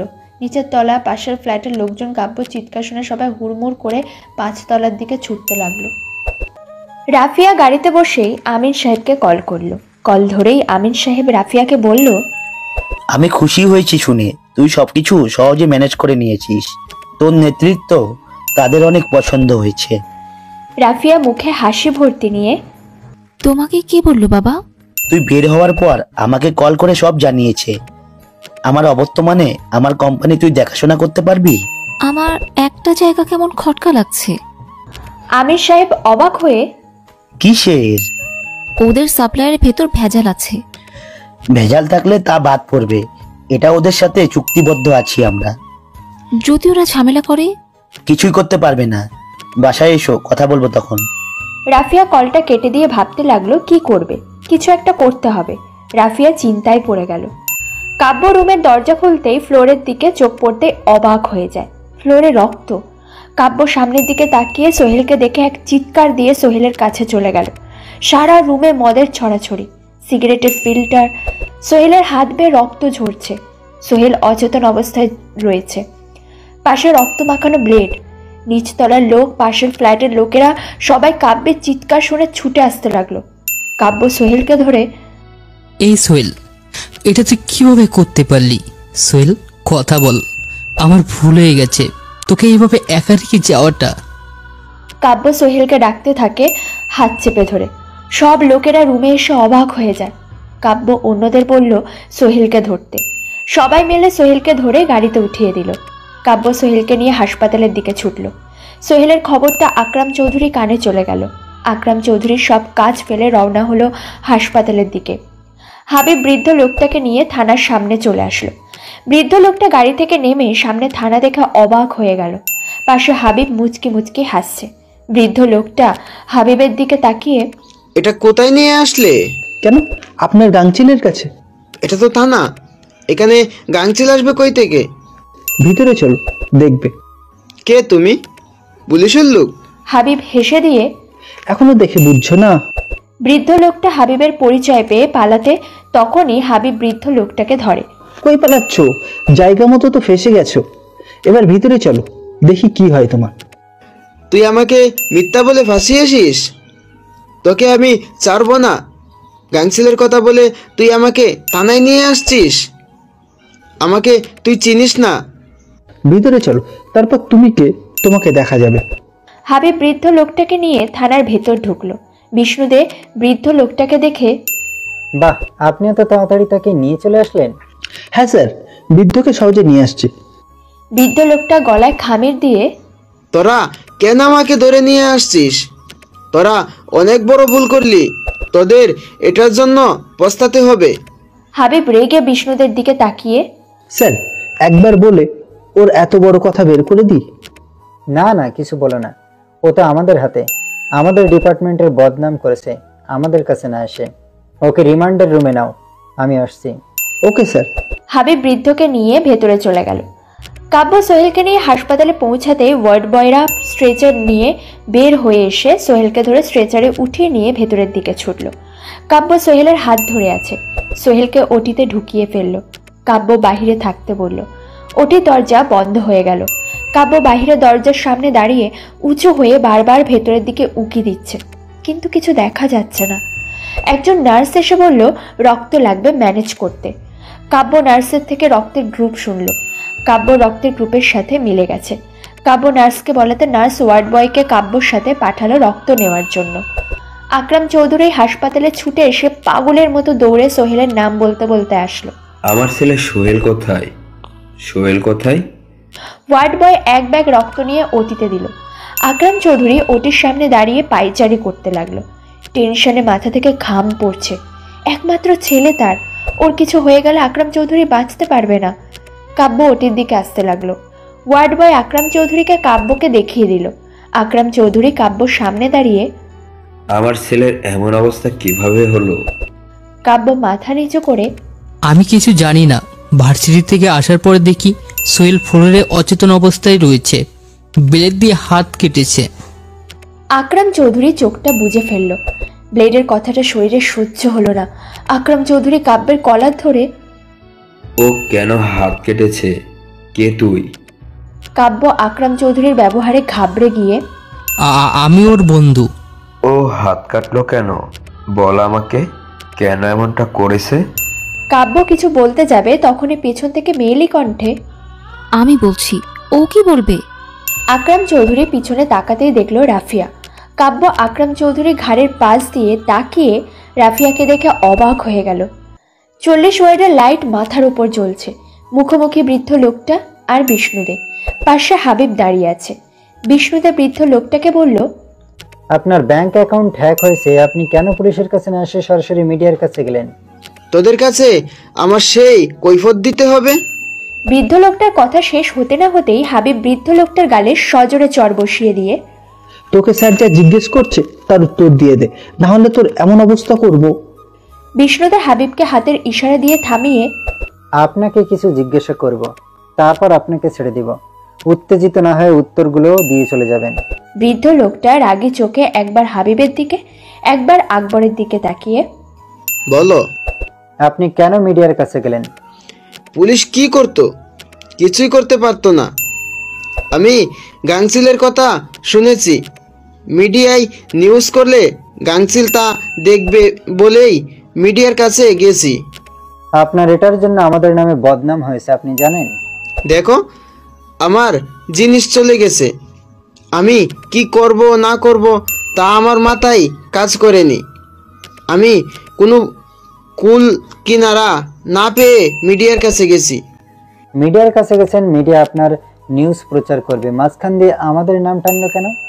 আমি কিভাবে বলবো তোমাদের সাথে তাদের কি শত্রুতা আছে? বিষ্ণুদে হাবিবের দিকে তাকালো। হাবিব বাইরে বেরিয়ে গেল। বিষ্ণুদে রুমটা থেকে বের হয়ে নিজের কক্ষে গিয়ে বসলো। আকরাম চৌধুরী রাফিয়াকে বলল, বল মা, তুই কি জানিস? রাফিয়া কাব্যকে অবাক দিয়ে, সোহেল নিজে হাত কাটেনি, ওর হাত কেটে দেয়া হয়েছে। আকরাম চৌধুরী আরো উত্তেজিত হয়ে, কে কেটেছে? নাম বল। আমার ছেলের কিছু হলে আমি ওকে ছাড়বো না, মেরেই ফেলবো। কে আবার? ওই ছোট লোকের বাচ্চাটা। ও সোহেলের সব কিছু আত্মসাৎ করার জন্য সোহেলকে মারতে চেয়েছে, যাতে ওর সব সম্পত্তিও নিতে পারে। তাই তো সোহেলের হাত কেটে দিয়ে এখন হাসপাতালে নিয়ে এসে নাটক শুরু করে দিয়েছে। কাব্য রাফিয়ার মুখে এমন কথা শুনে পুরো থ হয়ে গেল। আকরাম চৌধুরী কাব্যর দিকে রাগী দৃষ্টিতে তাকিয়ে আছে। আকরাম চৌধুরী কাব্যর গালে ঠাস করে চড় মেরে দেয়। কাব্য হাত দিয়ে আকরাম চৌধুরীর মুখের দিকে তাকিয়ে আছে। তখন রাফিয়া এগিয়ে এসে, ছোট লোকের বাচ্চাটাকে না মেরে ওকে পুলিশের হাতে তুলে দিন। কত বড় সাহস! সোহেলেরটা খেয়ে পড়ে আবার তাকে মেরে ফেলার চেষ্টা করলো। আমার ছেলের যদি কিছু হয় তাহলে তোকে আমি ছাড়বো না। কাব্যর চোখ পেয়ে পানি গড়িয়ে পড়ছে। কাব্য পুরো স্তব্ধ। রাফিয়া এমন কথা কিভাবে বলতে পারলো? কাব্যর যে কোনো কিছু বলার মতন ভাষা নেই। এত বড় অপবাদ দিল। আকরাম চৌধুরী ফোন বের করে থানায় কল করে পুলিশকে আসতে বলল। রাফিয়া কাব্যর সামনে দাঁড়িয়ে, একদম পালানোর চেষ্টা করবি না। যদি পালাস তাহলে তোর এমন অবস্থা করব না, নিজের চেহারা দেখতে ভয় পাবি। আকরাম চৌধুরী পাশে রাখা চেয়ারে বসে পড়ে। আমার ছেলের কি দোষ করছিল? তোর সম্পত্তির টাকা পয়সা যা কিছু লাগতো আমাকে বলতি, আমি সব দিয়ে দিতাম। আমার ছেলেটাকে না মেরে। রাফিয়া আকরাম চৌধুরীর পাশে গিয়ে, ফুপা ভেঙে পড়েন না, সোহেলের কিচ্ছু হবে না। সোহেল কেন নিজের বিপদ ডেকে আনলো? সোহেলকে অনেকবার বলেছি, কিন্তু ও আমার কোনো কথাই শুনেনি। আমাকে একটিবারও কেন জানালি না? কিছুক্ষণ পর বিষ্ণুদে এসে বলল, কি হয়েছে স্যার? ও আমার ছেলেকে মারার চেষ্টা করেছে, ওকে আপনারা নিয়ে যান। স্যার, ওর এমন অবস্থা করবেন ও যেন আর কখনো বের হতে না পারে। বের হলে সোহেলকে একেবারে মেরে ফেলবে। বিষ্ণুদে কাব্যর দিকে তাকালো। বিষ্ণুদে কাব্যর কলার ধরে, প্ল্যান তো ভালোই করেছিস, এখন থানায় চল, তোকে বোঝাবো প্ল্যান। ওকে মেরে ওর মুখ থেকে সব সত্যি কথা বের করবে। চিন্তা করবেন না, আমি ওর ব্যবস্থা করছি। কাব্য নীরব হয়ে ওদের কথা শুনতে লাগলো। বিষ্ণুদে কাব্যকে নিয়ে চলে গেল। হাবিব সিমির সামনে গাড়ি থামিয়ে, তোমাকে থানায় যেতে হবে। সিমি অবাক হয়ে, আমি কেন থানায় যাব? হাবিব একটা কাগজ বের করে সিমির হাতে দিল। সিমি কাগজটা খুলে দেখে অবাক হয়ে গেল। কোনো কিছু না বলে গাড়িতে উঠে পড়ল। হাবিব সিমিকে নিয়ে চলে গেল। বিষ্ণুদে কাব্যকে থানায় নিয়ে এসে একজনকে বলল, যতক্ষণ না মুখ খুলছে ততক্ষণ ধরে পেটাতে থাকবে। কেন বন্ধুকে মারতে চেয়েছিল? বিষ্ণুদের কথা মতো কাব্যকে একটা কক্ষে নিয়ে গিয়ে মারতে শুরু করলো। কাব্যকে মারছে আর জিজ্ঞেস করছে, বল কেন মার্ডার করতে চেয়েছিলি? কাব্য প্রতিটা আঘাত সহ্য করে একটাই কথা বলছে, আমি ওকে মারতে চাইনি। কাব্যকে পেটাতে থাকলো। কাব্য রক্ত দেওয়ার পর শরীর দুর্বল হয়ে যাওয়ার ফলে কিছুক্ষণের ভেতর জ্ঞান হারিয়ে ফেলল। হাবিব সিমিকে নিয়ে থানায় পৌঁছে গেল। সোজা থানার ভেতর ঢুকলো। বিষ্ণুদে সিমিকে দেখে হাবিবকে বলল, তুমি যে দেখো ওরা কিছু করতে পারলো কিনা। Okay sir. হাবিব মনে করেছিল বৃদ্ধ লোকটাকে মারছে মুখ খোলানোর জন্য। হাবিব চলে গেল। সিমি বিষ্ণুদের দিকে তাকিয়ে, আমাকে কেন ধরে নিয়ে আসা হয়েছে? ধরে আনার কাজ করেছেন তাই নিয়ে আসছি। কেন? আমি কি করেছি?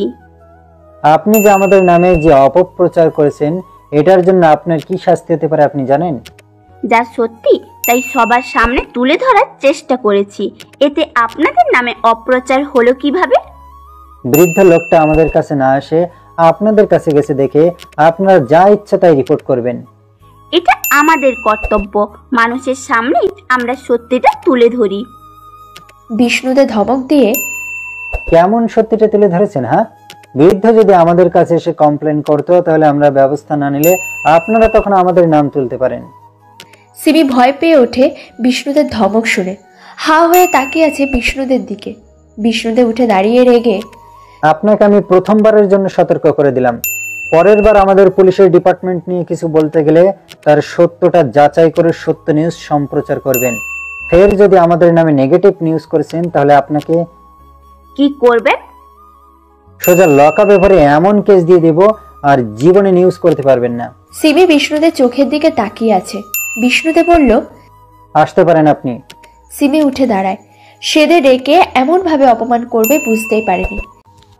হ্যালো আমার প্রিয় ভিউয়ার্সরা, গল্পটি কেমন হয়েছে তা অবশ্যই কমেন্ট করে জানাবেন। আর হ্যাঁ, খুবই শীঘ্রই সিজন 3 আসতে চলছে। সবাই ভালো থাকবেন, সুস্থ থাকবেন, বাই।